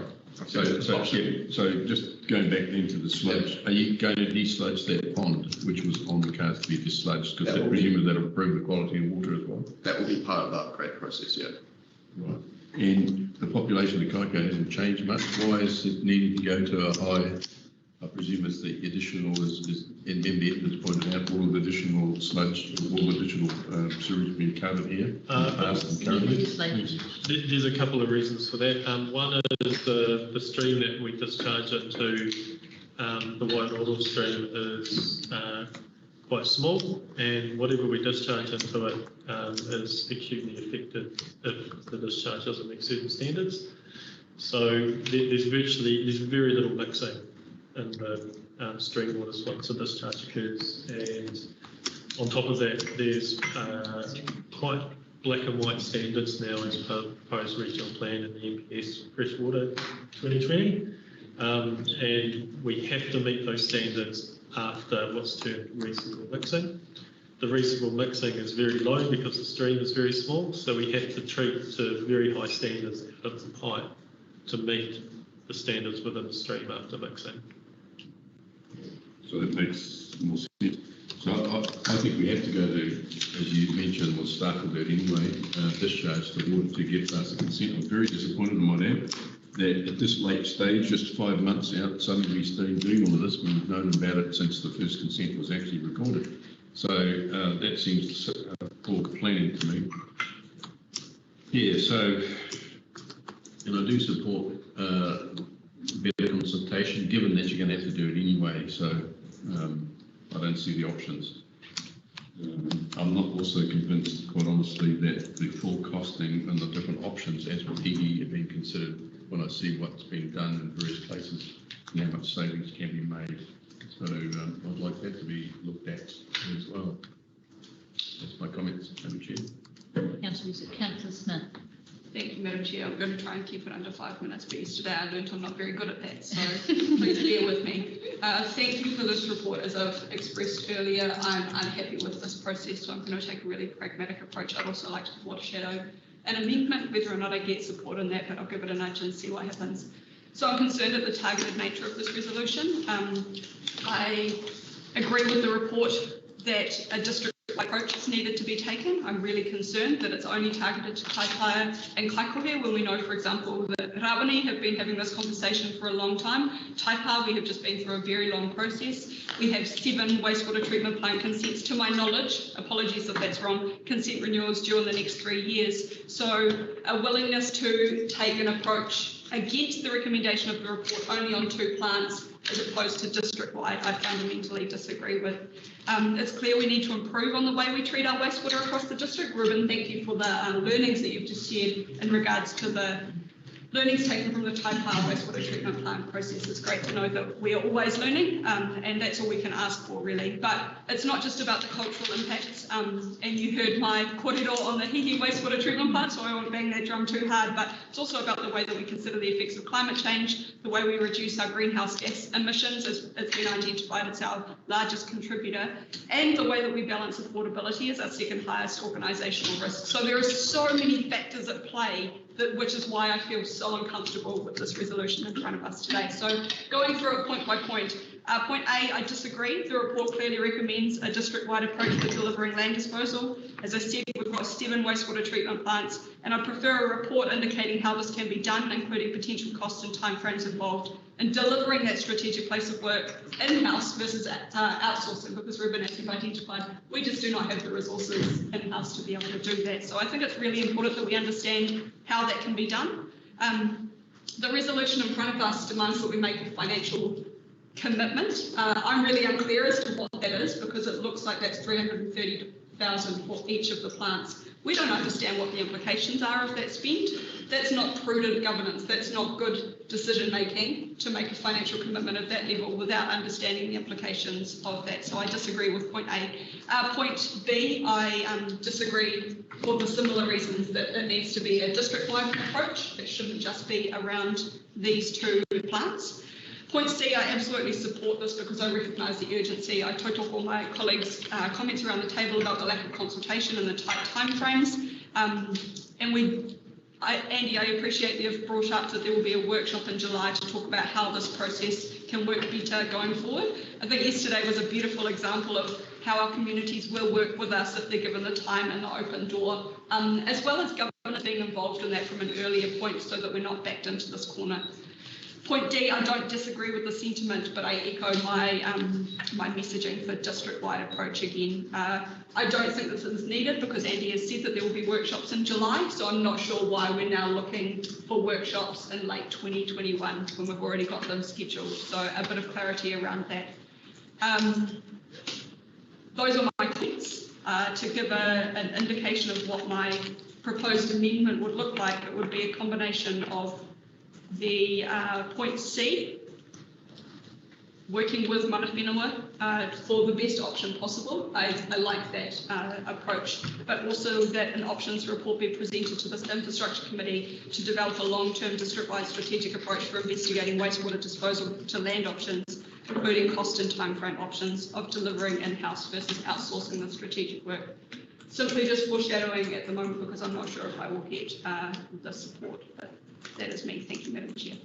Thank you, Councillor Smith, and we'll have Councillor Scott next. Just to clarify, Councillor Smith, your points there when you say district-wide, and the staff might need to comment on it, this current paper is about 2 systems, not the whole district, because these 2 systems are the 2 consents that are coming up to be renewed.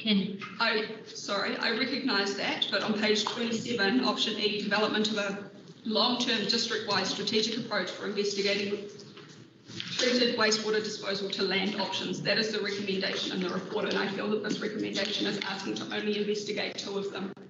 So I disagree with that. Thank you, Councillor Stratford. So just to clarify, Councillor Smith,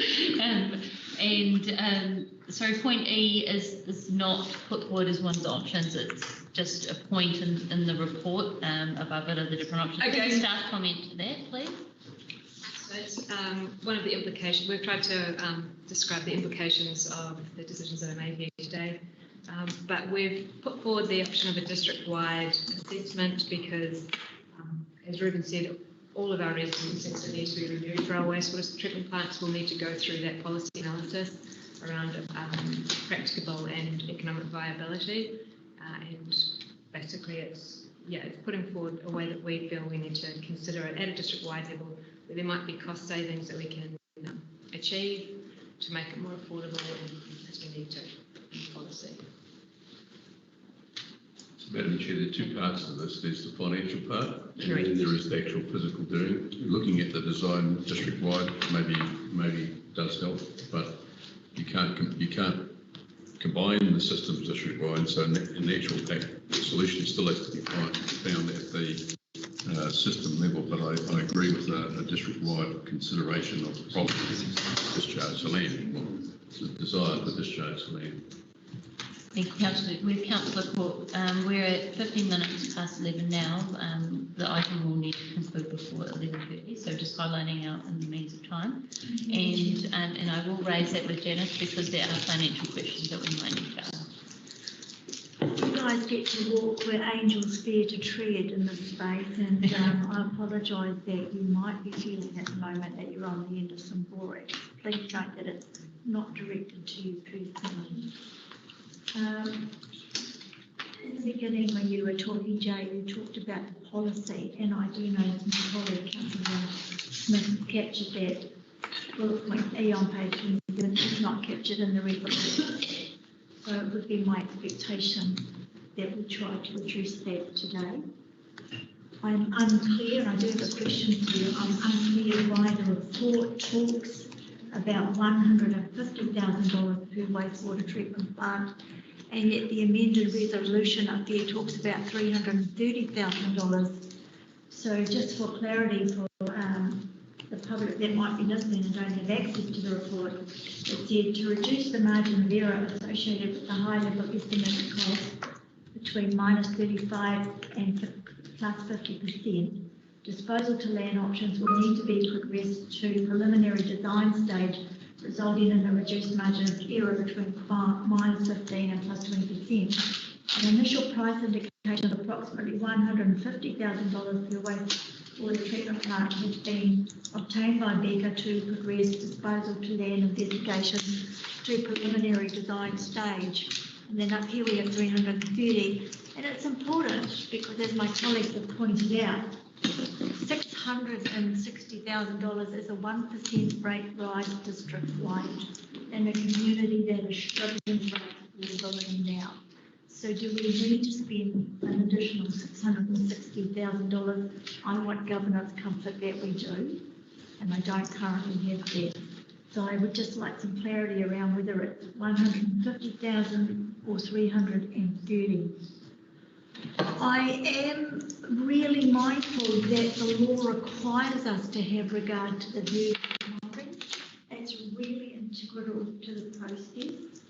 We have 15 wastewater treatment plants according to the next item of the agenda on the report.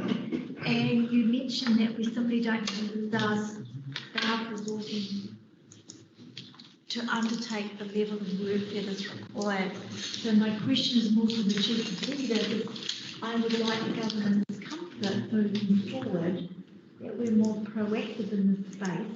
And what is the kind of resourcing that is required to get us into a position of government's comfort that we are doing all the work ahead of the paper coming to council and have the opportunity to consider the views of the community. I would just like to close that we're making significant decisions, and these are significant decisions. The amendment was clearly foreshadowed internally within this organisation well in advance of this meeting. And I think it was a matter of courtesy to elected members at the room that we are afforded the same courtesy to have this kind of paperwork in advance so we can do our due diligence and not to be, I'm going to put it indelicately, blindsided the minute we walk into an agenda with something like this, which is a significant shift. And that's not a criticism of you guys. It's just an observation. I have a reputation in this council of being one that will drive process. And there's this old stage of floggings will continue until morale improves. I will keep beating that drum. We need good processes. And we've already heard this morning how the assumption around the structure plan let us down. So we need to be able to deep dive into this information and make sure that we really understand the ramifications of the decisions that we're making. And at this point in time, this is a recommendation to council, so it's not fatal.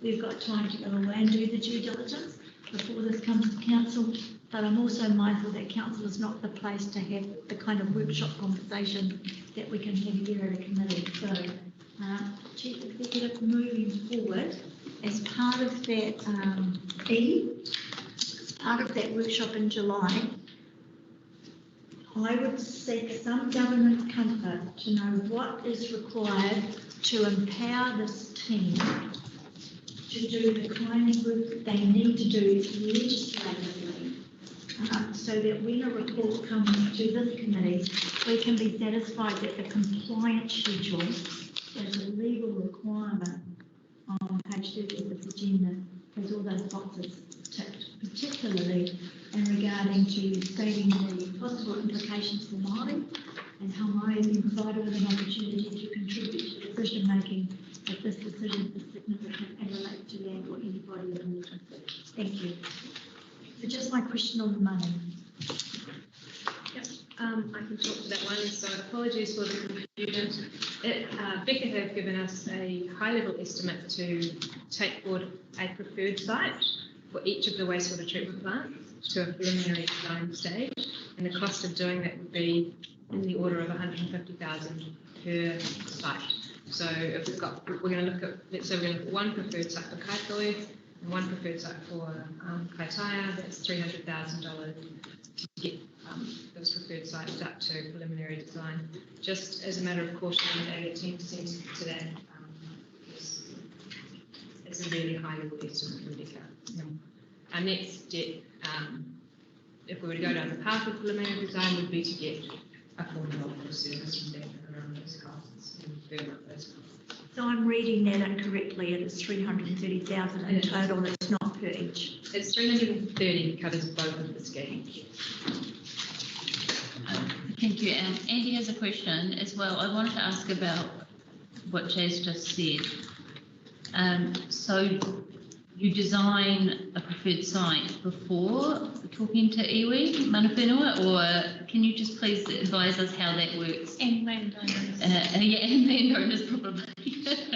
Yeah, sorry, I just spoke to the cost factor. So the next step that we would see in terms of arriving at that preferred site, which we look to do on-site investigation and develop a preliminary design. Or so then the step prior to that would be taking the ranked site that Ben has assessed in his desktop analysis and seeing the top ranking site for Kaitaia and for Kaikohe, and commencing landowner and tangata whenua engagement. So we would see that you wouldn't be able to arrive at a preferred site until you've had successful conversations with the relevant stakeholders. And I'm not quite sure where you need to get to, but perhaps an agreement in principle by all parties that we all agree that this site works for us for our various factors, reasons, and then undertake that preliminary design to do the soil testing, the on-site investigation, and see if the site really is as good as it looks from our desktop analysis. I think I might just very briefly add to what Jay mentioned, because it clarifies something that I mentioned earlier about resourcing. The process of engaging with landowners, and in particular mana whenua, is about it's a relationship building exercise, and that's where the time comes in. It's not in the writing of reports or engaging with consultants. It's the building and maintaining relationships, and that's where I see there being not only a massive opportunity, but also a risk if we get it wrong. And it's really important to ensure that if we do go down the path of meaningful engagement with mana whenua, then we really need to ensure that it's adequately resourced. Thank you, Ruben, Jane. And Andy would like to speak to it as well, as we have shown Andy the foreshadowed motion here, and he'll just speak to the wording of the foreshadowed amendment. Thank you, Madam Chair. Can I just apologise in advance for if it doesn't make sense? Very much on who don't like to do that. Thank you. So through the chair, just an update. The advice we got from the Chief Financial Officer, 330,000 would be an operational charge, so it hit rates next year, and it relates to 0.37% increase on rate, 0.37%. 0.37. So that would need to be. Just to make sure that that's understood, it's on the wastewater operational rate. Yeah. So the 0.37 is rate to rate increase, but it would directly affect the wastewater operational rate, and everyone pays the same rate, which is district wide. Okay, so in terms of the foreshadowed motion, just really reflect that, well, just to return to the point that the team do need to put a resource consent into NRC by August, irrespective of any other resolution that's made at this point, because if we don't, we cannot operate the plant effectively, and that's the bottom line. If we don't put that application in, and part of that application would need either an elected member or an officer level assessment as to whether land disposal is practical in terms of technically or economically, then we need to do that. In terms of a broader conversation around land disposal, then quite clearly we can do a workshop on that later in the year, and that's something we are looking at. But that would not, irrespective of the outcome of that workshop or the discussions of that workshop, the team still need to put the application into NRC by August this year. And that's the bottom line. And the other part that I would just really comment is I've been, my personal concern around the amount of time that the team have identified around doing the engagement with communities and iwi and hapu is significant, and I refer the whole team, and I've effectively got my consultation team just sitting in front of you today. We've got 7 consents, 15 wastewater treatment plants, water treatment plants. They have 8 hours, pushing 12. They're usually working a day. There's not enough hours in the day and not enough people here currently to do that engagement across all our wastewater and water treatment plants well. And we have in the past done work or done engagement not as effectively as perhaps we should have done. And TIPA has taught us the lesson around doing that well, and I've asked the team not only to, well, basically to assess the staff resource and time that is going to be needed to effectively man and get the workshops that's required under the negotiation and mediated settlement to actually be done well and meaningfully with iwi and Hapua Taika. And that will give us an indication of how much effort, how much horsepower is going to be needed to do the rest of the work really well. It's not an easy and it's not a quick fix for anyone. And when would that workshop be for district-wide? Through the chair, we're looking for a time towards the end of July, maybe August. It just really depends on the priorities for workshops and what other workshops elected members are asking for as we go forward. So we're working with governance around that as well. Thank you. Madam Chair, can I ask a question of the Chief Executive, please? Yes, first of all, Member Evans is to speak and then you may Thank you. Look, I'd just like to draw, I guess, the staff and the elected members' attention to a master's thesis that was written by a lady called Courtney Bennett of the South Island. The master's thesis is entitled Ngā Korero a Ngā Popo o Te Whare, or in English, she writes, how to improve Crown and local authority initiated environmental planning engagement from the perspectives of Ngai Tahu environmental kaitiaki. So she makes the point in this, it's definitely with a focus on her iwi, okay, but she does make the point that it's probably relevant elsewhere as well. But what we had her speak at the community board conference, and she made the point that for a council to try to engage with iwi and form a relationship when they want something, okay, is just rude. It's just tacky. Okay, and here we are. We've heard several times over the last few minutes how we start to engage and we form relationships when we want something. I'm going to suggest that maybe we need to take an overall view of this and step back and say, let's start forming those relationships now.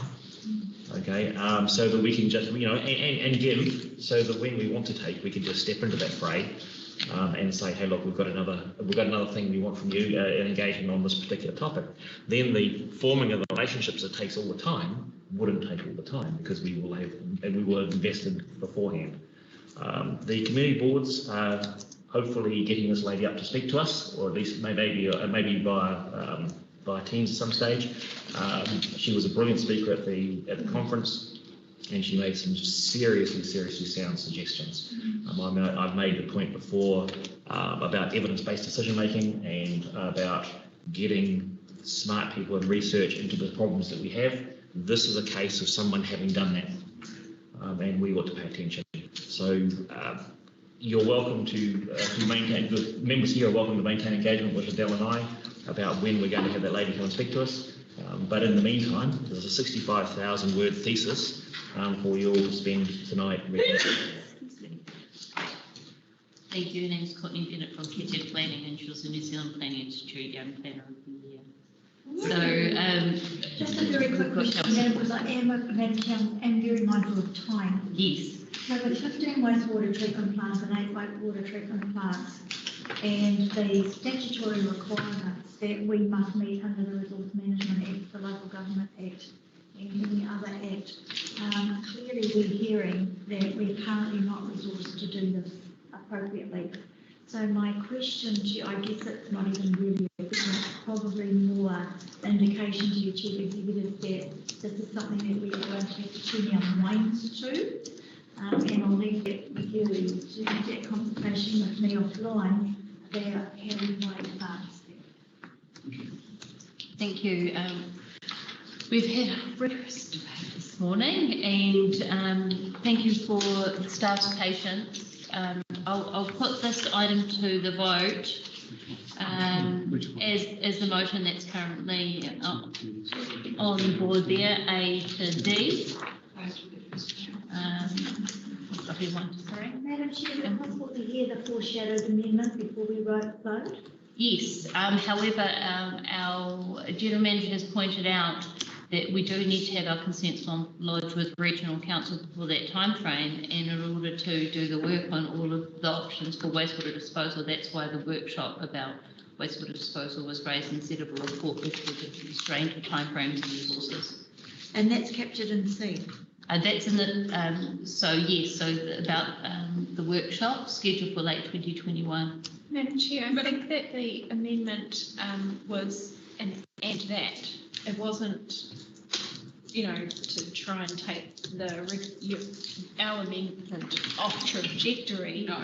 So the first part was a recommendation to council and the second part was a request for a report outlining how we could achieve a district-wide strategic approach to disposal of land.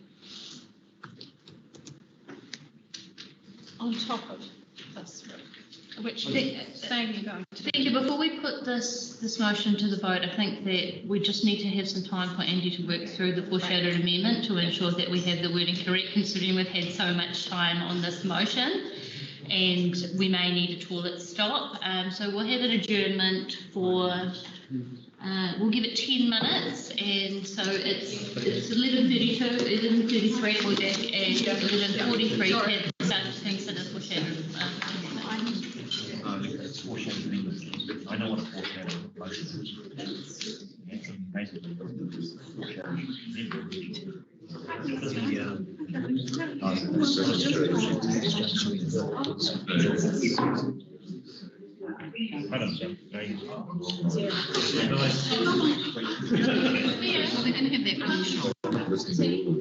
You guys going anywhere? So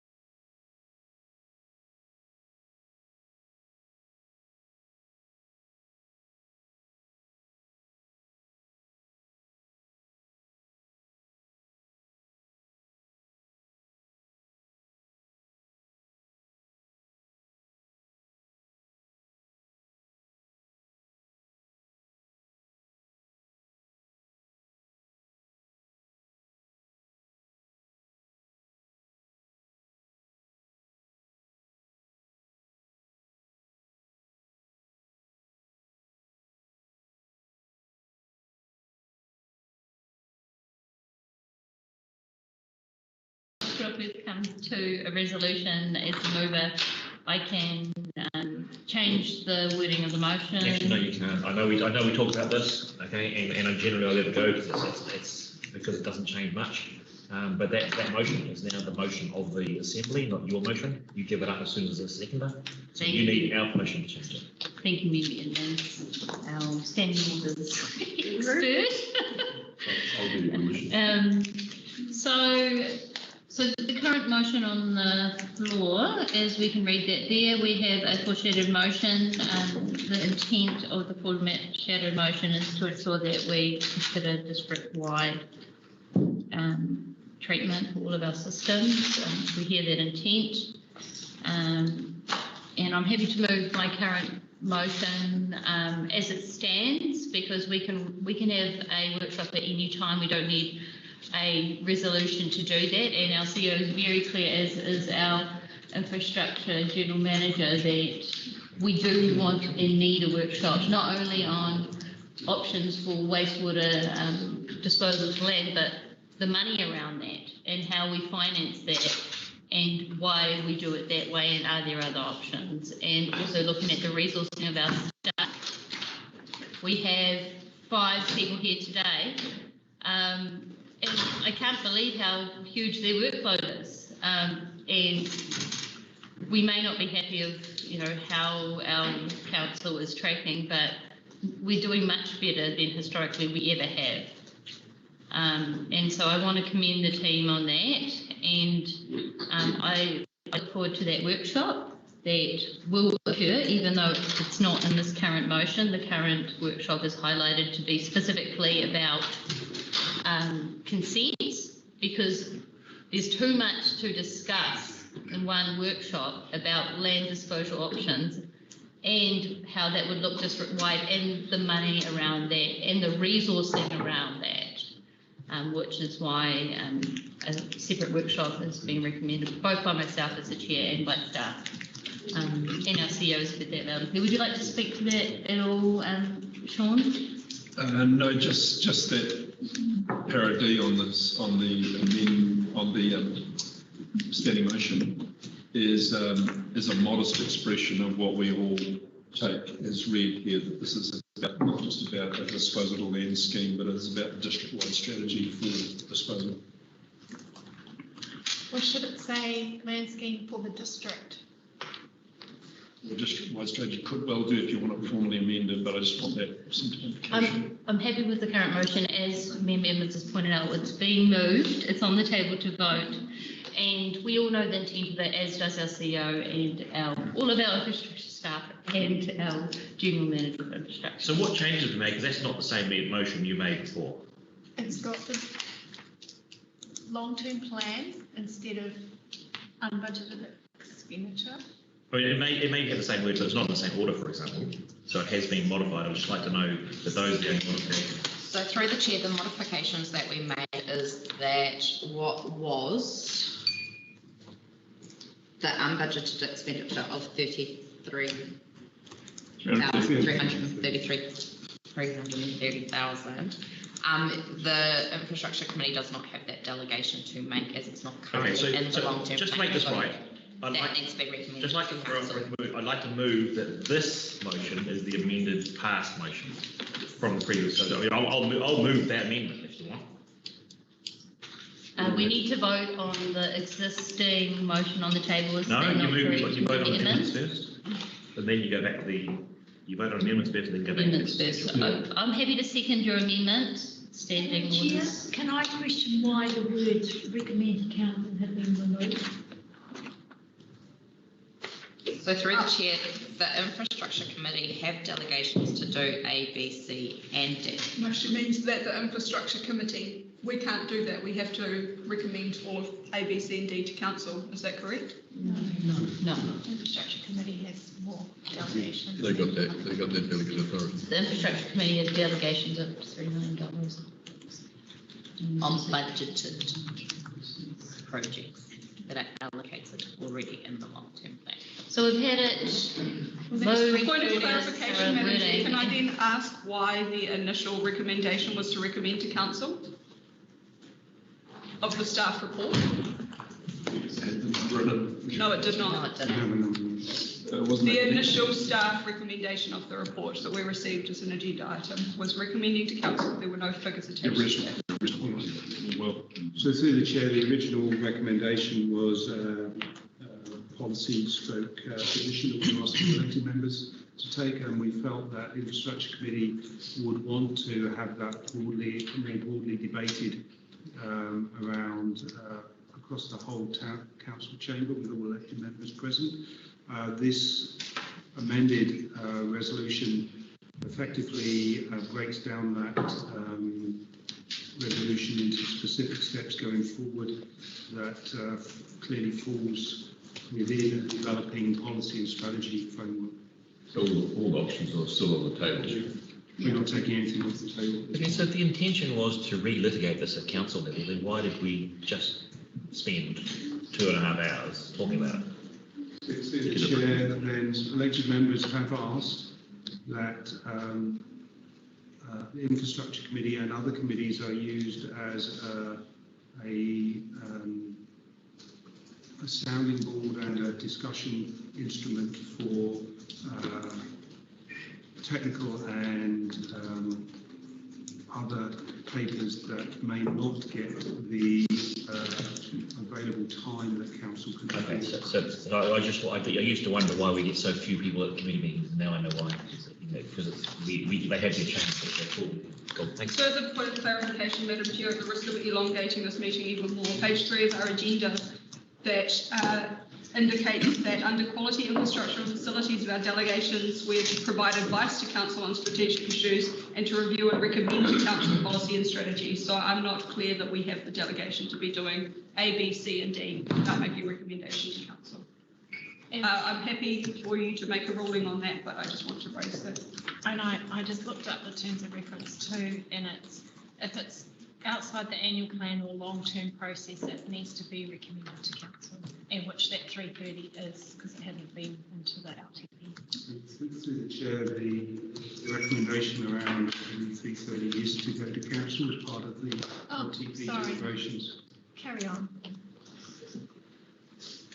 Thank you. We've had the wording on the screen to clarify if everyone can look to that, and that amendment has been moved, seconded, and so we have to vote on the current wording to become the substantive motion.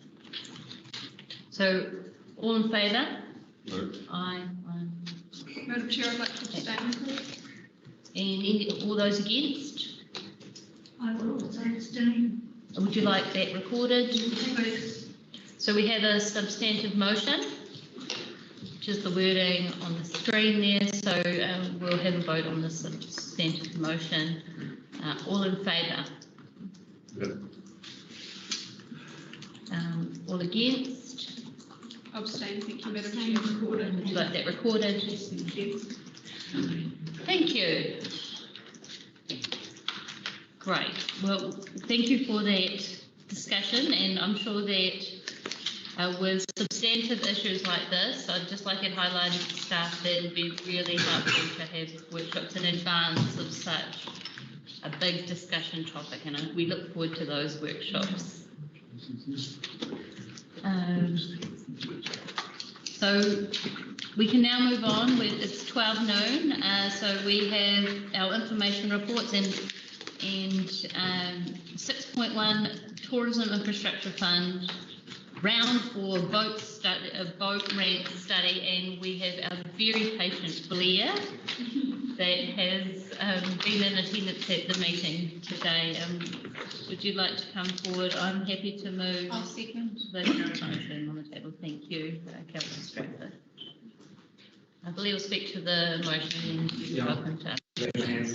Basic security, I'm contracted to the council to help support the Tourism Infrastructure Fund, primarily trying to optimise our chances of securing external funding. To date, we've done quite well.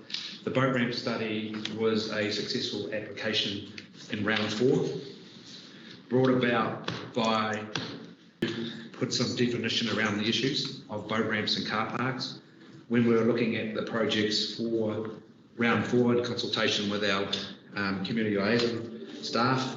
There were a lot of murmurings around car park issues, and boat ramps and capacity, but nothing we could define to build a case for external funding. So the aims of the study were to have a regional look at the issues, build the data we need to make good decisions, and also build the data we need to win a competitive application in Wellington. That was challenging. Domestic tourism data in particular is not well collected at the moment. Fundamentally, the report has come through with the key factor, which I think we see often ourselves, that car parking capacity is the major issue around our boat ramps in the district, brought about by population increase of significant numbers, primarily driven around Kirikiri. Cooper's Beach is also another area that's seen significant growth. The other side of it is trailer boats, or if you like to call it trailer craft, become more popular. We've now got a big jet ski environment who also utilise those ramps.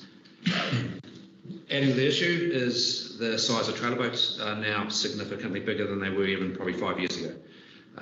So we're dealing with capacity issues brought about by demand and size. Options that came through, we can, starting at the lower end, look at efficiencies of what we've got, which is ceiling car parks. A big one has probably been more definitive of where trailer boats park to avoid what I'll call politely ad hoc parking, the guy that parks sideways. The second option is to look at extending the capability of our current ramps and car parks. An example would be Russell, where we have a creek at the back of the car park, which could be culverted, which will pick up about 1,000 square metres. So that's a minor project. Those ones can be targets of the Tourism Infrastructure Fund. They fit that definition. Next stage would be to look at temporary expansions for peak period, such as what we've done this year with Waitangi Trust to enable us to use the upper sports field for a part of parking during the peak period. And then the final solution is to look at permanent increases, which will be through either the purchase of land adjacent to current facilities or then the new sites. That's an issue that is obviously comes with a fairly hefty tag. So the key issue for this committee really is, when we're looking at that new land purchase space, is we're dealing with a market that moves very quickly. So one of our key recommendations is we look at a method that we can act quickly to secure a property that becomes available in areas that suit. That's probably a key function. We're seeing land disappear within a week of coming on the market in this environment. So the unfortunate thing for us is those areas where we need and have peak demand are also highly popular in the real estate sector. So what we're asking for today is to have the report accepted. The next step then will be to close off the project with NBIE, which includes send them an invoice to come back to council with the money they have got coming for us. And then a report will be used to form applications and projects that go onto our priority list for TIF. So that's the community boards will have a look at those and then work in conjunction with Andy's team to look at the higher level projects. Question? Yeah, thank you. Just a question. Tourist information, tourist infrastructure fund to me implies tourism visitors, shall we say, like Auckland visitors. They don't have much overseas visitors at the moment. And infrastructure. So when I look at boat ramps, I'm thinking, well, how many tourists have we actually got using boat ramps? So once you answer that question, but then I look at other things, because up here, the significant increase in tourism from Auckland, should we say, coming and using our cycle lanes, and I'm wondering, is that surely not a priority, given that there's a big spend looking at our cycle lanes? And also remember that there was another big increase, and that is in the motorhome in the campers, which have made a big push to come into this area of the north. And you hear about pregnant campers and the risks and problems that they have. And I know in Kaiko that was talked about by the head of the Motorhome Association, and Kelvin Davis and a few other MPs suggesting a hub and spoke model to keep them away from those areas where especially the freedom campers now. They don't have many of those either. But that was promised to do some sort of hub here, and I think that fund was promised and said yes next time around. Well, next time came around, and the next time came around, and the next time came around, and all that sort of lost in the process. So my question is, long-winded one, is what is your priorities for setting that? Surely you'd be focusing on what it's intended for, and that is, say, infrastructure for all the visitors that we're trying to support. I can answer that. Thank you, Peter. Mr. Chair would like to answer, and then Kelly, Councillor Stratford would like to speak. So, through the chair, and Blair, please chip in if you wish to. This is a response to a previously funded bid that we obtained funding for to look at the provision of boat ramps across the district, and effectively it's a stock take of an audit of all our sites, what the deficiencies are and where the opportunities are to increase capacity, and that capacity is largely around trailer boat parking. The broader context of work or bids for other elements of the tourist industry are considered, and you'd be aware that we had an extraordinary infrastructure committee meeting a week or so ago to look at the bids for round 5 that had lighting submissions and toilets, and I can't remember what the other ones were, a dump station. So we do look at broader applications that are aligned to the tourist impacts from the far north. We are looking also at strengthening elected members' input into the process to ensure that through the infrastructure committee that you, one, can have the opportunity to identify schemes that you might like bids to be put forward, and also to be able to prioritise what those look like. And I would just a real reminder: the Tourism Infrastructure Fund is not a freebie as such, so there is a 50% local share, and we have in the past suggested that the annual submissions to this fund would total around about $1 million across the district, which is around 500,000, 600,000 in terms of local share, depending on quantum. And just more specifically, sort of wandering off my question, I'm just saying I know it's 50%, so I'm saying let's prioritise this because, and I'm not saying tourists don't use boats. In fact, the biggest one I hear of is 100 trailers coming in to visit a number of occasions at Marbury and parking along State Highway 1 and blocking it. So there's a case in point. It's not on. Is it on the list? So great. So I'm aware of that. I'm just more the question, just so I'm clear, is around setting those priorities, and I think you sort of really are. Thank you, Councillor Bishop. This item is about bringing the boat study, and the item about the prioritisation of the TIF fund will be brought to us at a later time.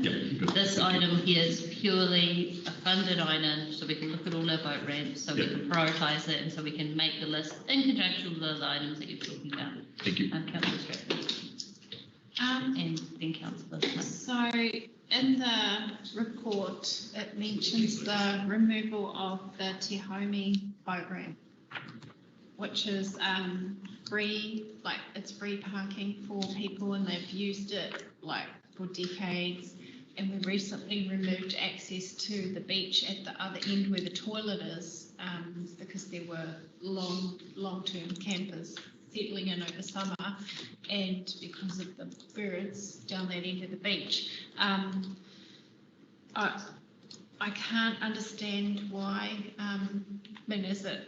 It does, even though it's a hoary boat ramp, we still use it. The intent is actually to remove it off the advertised list. So don't remove the boat, but not have it there that we get the outsiders coming to think, I can use it to get their eyes books. Yeah, it's mainly local. So it's all, so it wouldn't be taken out, it's just taken off the high visibility promoted boat ramps. Awesome. Yeah, cool. And I'm really excited about this report. I don't know what's missing because I don't know all the boat ramps around the district, so I hope that everybody has a quick scan of that list, because I know you're looking at addressing places like Rafferty for overflow, and I enjoy, it's otherwise known, what's that? Parikura Bay boat ramp, we call it something else. But yeah, we had like hundreds of cars. People couldn't travel overseas this summer, so they stayed here. You know, in New Zealand, they travelled up from the Waikato and Auckland and tested our roads. And so I'm not sure if you are able to give Councillor Vucic the numbers, but I saw more boat trailers this summer than I've ever seen. Yeah, and they were all brand new. Yeah, well, they had their biggest. I spoke to the Marine Industry Association, and they did have their biggest year. Yeah. So, but what we saw was a much higher peak, but a shorter peak. Yeah. So, it's a difficult one. Do you make long-term decisions based on a first COVID summer? It's a bit tricky, but we've got problems before that anyway. So it's not affecting it. The problems that we had before were only exacerbated this summer. Gone. Thank you. There is a parallel report being done on freedom camping infrastructure. Okay. That went to the same panel as this one did. That's to be quite honest, far more challenging. Thank you, Blair, and Councillor Smith has Next person to have some time. speak as well. Anybody else? My iPad has crashed, so I'm having to go old school. Hey, you just be careful about old school. Sorry, I'm having to go the OG version. In the interest of time. Okay, perfect. I will leave my second question for later and take it offline. Blair, Blair, I really appreciate the approach that we've taken with this, front-footing those opportunities. It's really awesome to see. On page 41 of our agenda, and you highlighted the next steps for the report, which is really cool. I love having a bit of an obsession with next steps, so to hear you open with that was quite enheartening. But on page 41 of the report, it outlined 3 things that council could do. So in the executive summary, in terms of acquiring the land, and you touched on it in your opening statement. So my question is, how do we take those 3 points of things that we could do and turn it into some kind of decision-making reality? And at the risk of requesting another report, because I seem to be quite good at doing that, it seems like the best thing to do is to say, okay, this report has outlined that these are the 3 proactive things that we could do. Let's look at how we're actually going to do them. I'm all for understanding that we could do them. I know we can do them. That's where we will work together for the next stage of putting some meat around. I guess there's obviously governance issues and that side, which will need to be massaged through when we look at those sort of. So through the chair, the intention of today was to present you with the report to get your acceptance that you were content with the content and were okay with the suggested way forward. We now work with the team and the community boards, to be clear, around what we do with the initiative, how we might resource them, whether they're a priority in terms of other tourist infrastructure, and to look at any amendments that we might look for in next to the first annual plan following the long-term plan. Thank you. I think that's specific to the projects. What I'm looking for is governance comfort. We've identified that we need a more strategic way in the way we acquire land. I'm looking for governance comfort that work is being undertaken and that it will come back to us in the form of policy recommendations or something along those lines. Yeah, but that's the stages and look at how we can do that. Thank you. It's a key one. Thank you. Anne Court.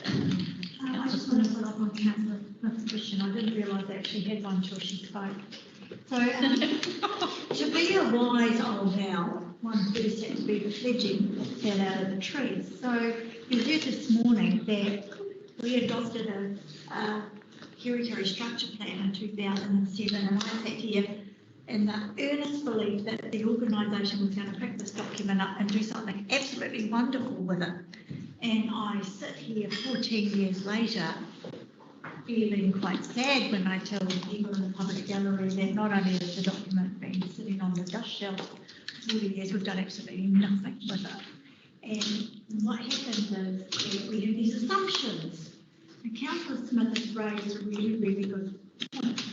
And I know that we're not in committee, but later on when we are in committee, on page 17 of your agenda is a roadmap. It's a fantastic roadmap, and it tells you exactly what we're going to do, when we're going to do it, how we're going to do it.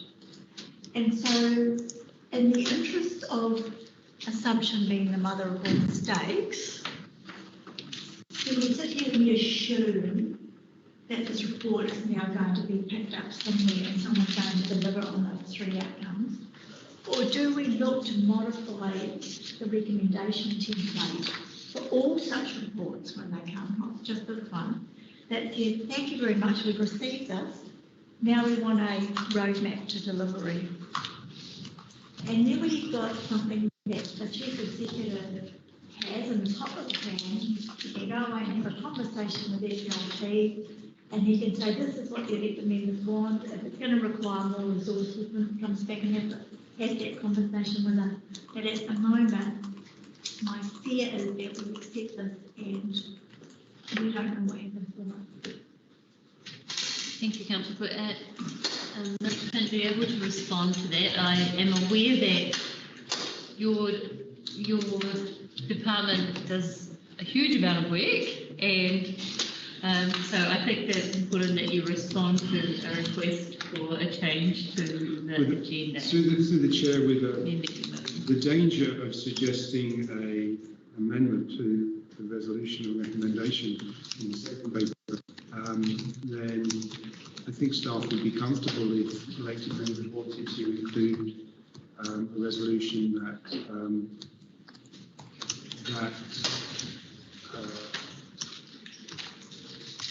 suggested that staff bring forward a further paper to this committee outlining a roadmap for the implementation of the findings of this study. I haven't thought of the wording precisely, and we might just need to clarify that a little bit. Clearly, if that is elected members' intention, you want a firm and unambiguous commitment from staff to take that forward, then that would be your clear use there. Madam Chair, could I make a suggestion that it simply and that the committee request a further implementation report? Thank you. Roadmap, yeah. Thank you. So we've got a current motion on the floor, and we still have to hear Amanda Evans to speak. So we'll take him to speak, and then we can move an amendment. In fact, I didn't know I was going to speak on the landscape. Teamwork. Look, roadmap, great. Except that I would also like to see included in the roadmap is the same table that we saw for the Kaikoai scheme this morning. I mean, you know, now that we've had a taste of tables of financial consequences of ratepayers, if we're going to do anything with roadmaps, then I would expect to see that table in every step of the roadmap to say exactly what is this going to do to the ratepayers' rate bill. And if as long as we're putting roadmaps and obligating ourselves, then we need to know that information. Thank you. Thank you, Ms. Evans. Madam Chair, I move amendment because I'm very comfortable that any matters such as that will be picked up in a compliance schedule, which is a compulsory reporting and compliance report. So I would actually like to move an amendment that a roadmap for the delivery of the tourism infrastructure roadmap study be prepared. I'm not going to put a timeline on that because it's up to the chief executive to consider that and report back to us on it. But just indicate that the amendment would like to put forward. Happy to second that, Madam Chair. Thank you. We've got the wording. Yeah. And that. So while we're addressing that matter, the chief executive prepare a delivery plan on the tourism infrastructure.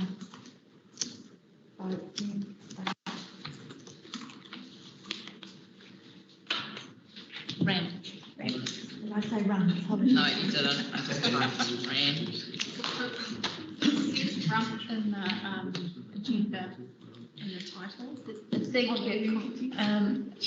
Ms. Finch, Premier, has raised that following consultation with the community boards, because currently this is not being circulated with the community boards and had that feedback at that level.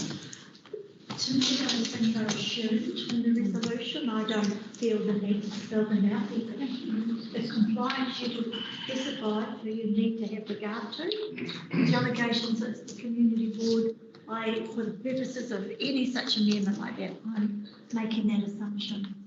So through the chair, I would only just sort of pick up on Councillor Vucic's comment that he would want to look at the prioritisation of programme and other funding against other community board and tourist applications that we might want to make. So it does have there is a conversation with the community boards. Is this more important than additional toilets somewhere else? And that will affect the timing and delivery costs. Through you, Madam Chair, we've got a separate report coming. We've just heard about that, haven't we, on the Freedom Campaign. I don't see this having status over all of the applications. I'm just mindful that at the moment these things disappear in their bin. So all I'm doing is putting the framework in place to make sure that it's covered. And I would totally, I just want to put on the table for the comfort of the two community board chairs in the room, a full delegation to make the ultimate decisions at that level. I'm not suggesting that it sits at this level, but if there's a financial implication, obviously councillors need to consider that as part of the OCP. Thank you. Is a second, Councillor Smith? Thank you, Madam Chair. I just wanted to point out again the importance to me of this. I appreciate that there are a bunch of upgrades identified within this report. I personally don't see those sitting at a governance level. I see them sitting at an operational level. So I'm happy with point 3, but again, just directing everybody to the 3 points on page 41. Point 1, acquire land for enhancing current facilities and for new sites. Point 2, develop a strategic land acquisition funding source. And point 3, identify upgrades to existing facilities. So I just want to reiterate that this to me is not just about how to deliver the plan, it's actually about those 3 recommendations within the executive summary. Thank you. Thank you. We have an amendment on the table. We've got a mover and seconder.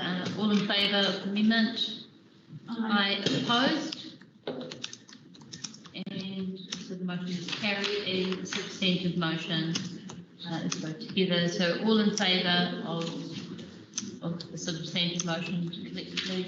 Aye. Those opposed? Unanimous.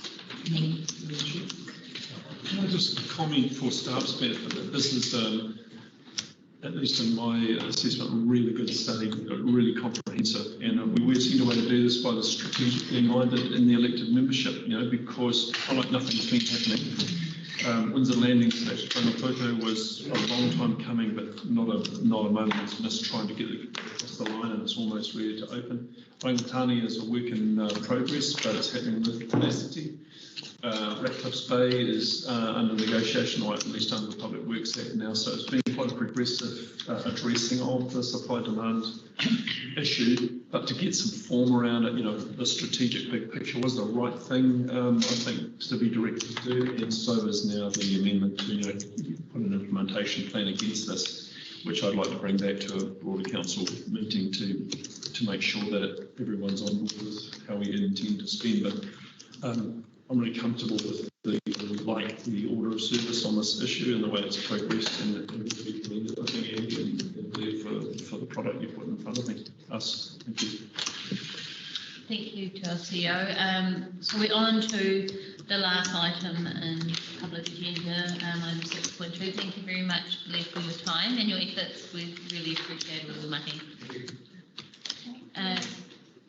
So 6.2, I will remind viewers of the committee of our time, given considerable time is spent on the main item today about wastewater disposal.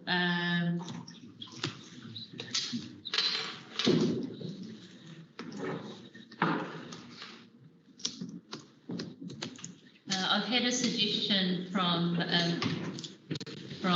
Mr. Finch to circulate any questions offline. However, I do realise that this committee only occurs every so often, and this is a substantive report that's provided. Are we able to ask those questions, but please direct them through me? You won't have only one opportunity to speak. Madam Chair, can I just point out that there is another committee meeting starting in this room at 1 o'clock and Correct. now it's 12:30, so I would tend to agree with Mr. Finch's recommendation. Correct. I'd just like to highlight that to the committee, and I'm happy to move the recommendation that we receive your report. Do I have a seconder? Aye. To the members, I hear exactly what Mr. Finch is highlighting and my fellow councillor Smith. We do have one item in PX, and we can raise these issues as well at council with items that are in the report. So I'm happy to move the current motion. Do all those in favour? Aye. Against? Carried. Thank you. I note that we still have people online that are not members of council. We will now move into public exclusion. All in favour? Aye. Opposed? Carried. So those online, I'll just let you know that we will be going offline now into public exclusion.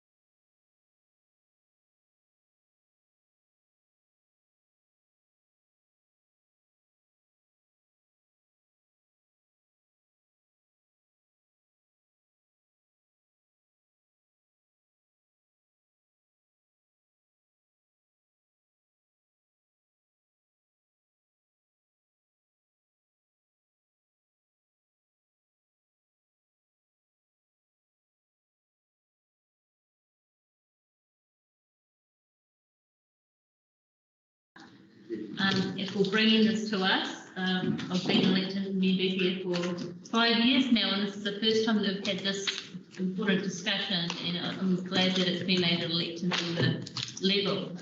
I thank you for bringing that to us and for the detailed debate today. I would like to close the meeting with the karakia, if you might, Councillor Stratford. Tātou katoa, te atu whātua tātou araki, o ihu karaiti, me te aroha me te atua, me te whiwhinga tahitanga ki te wairua tapu,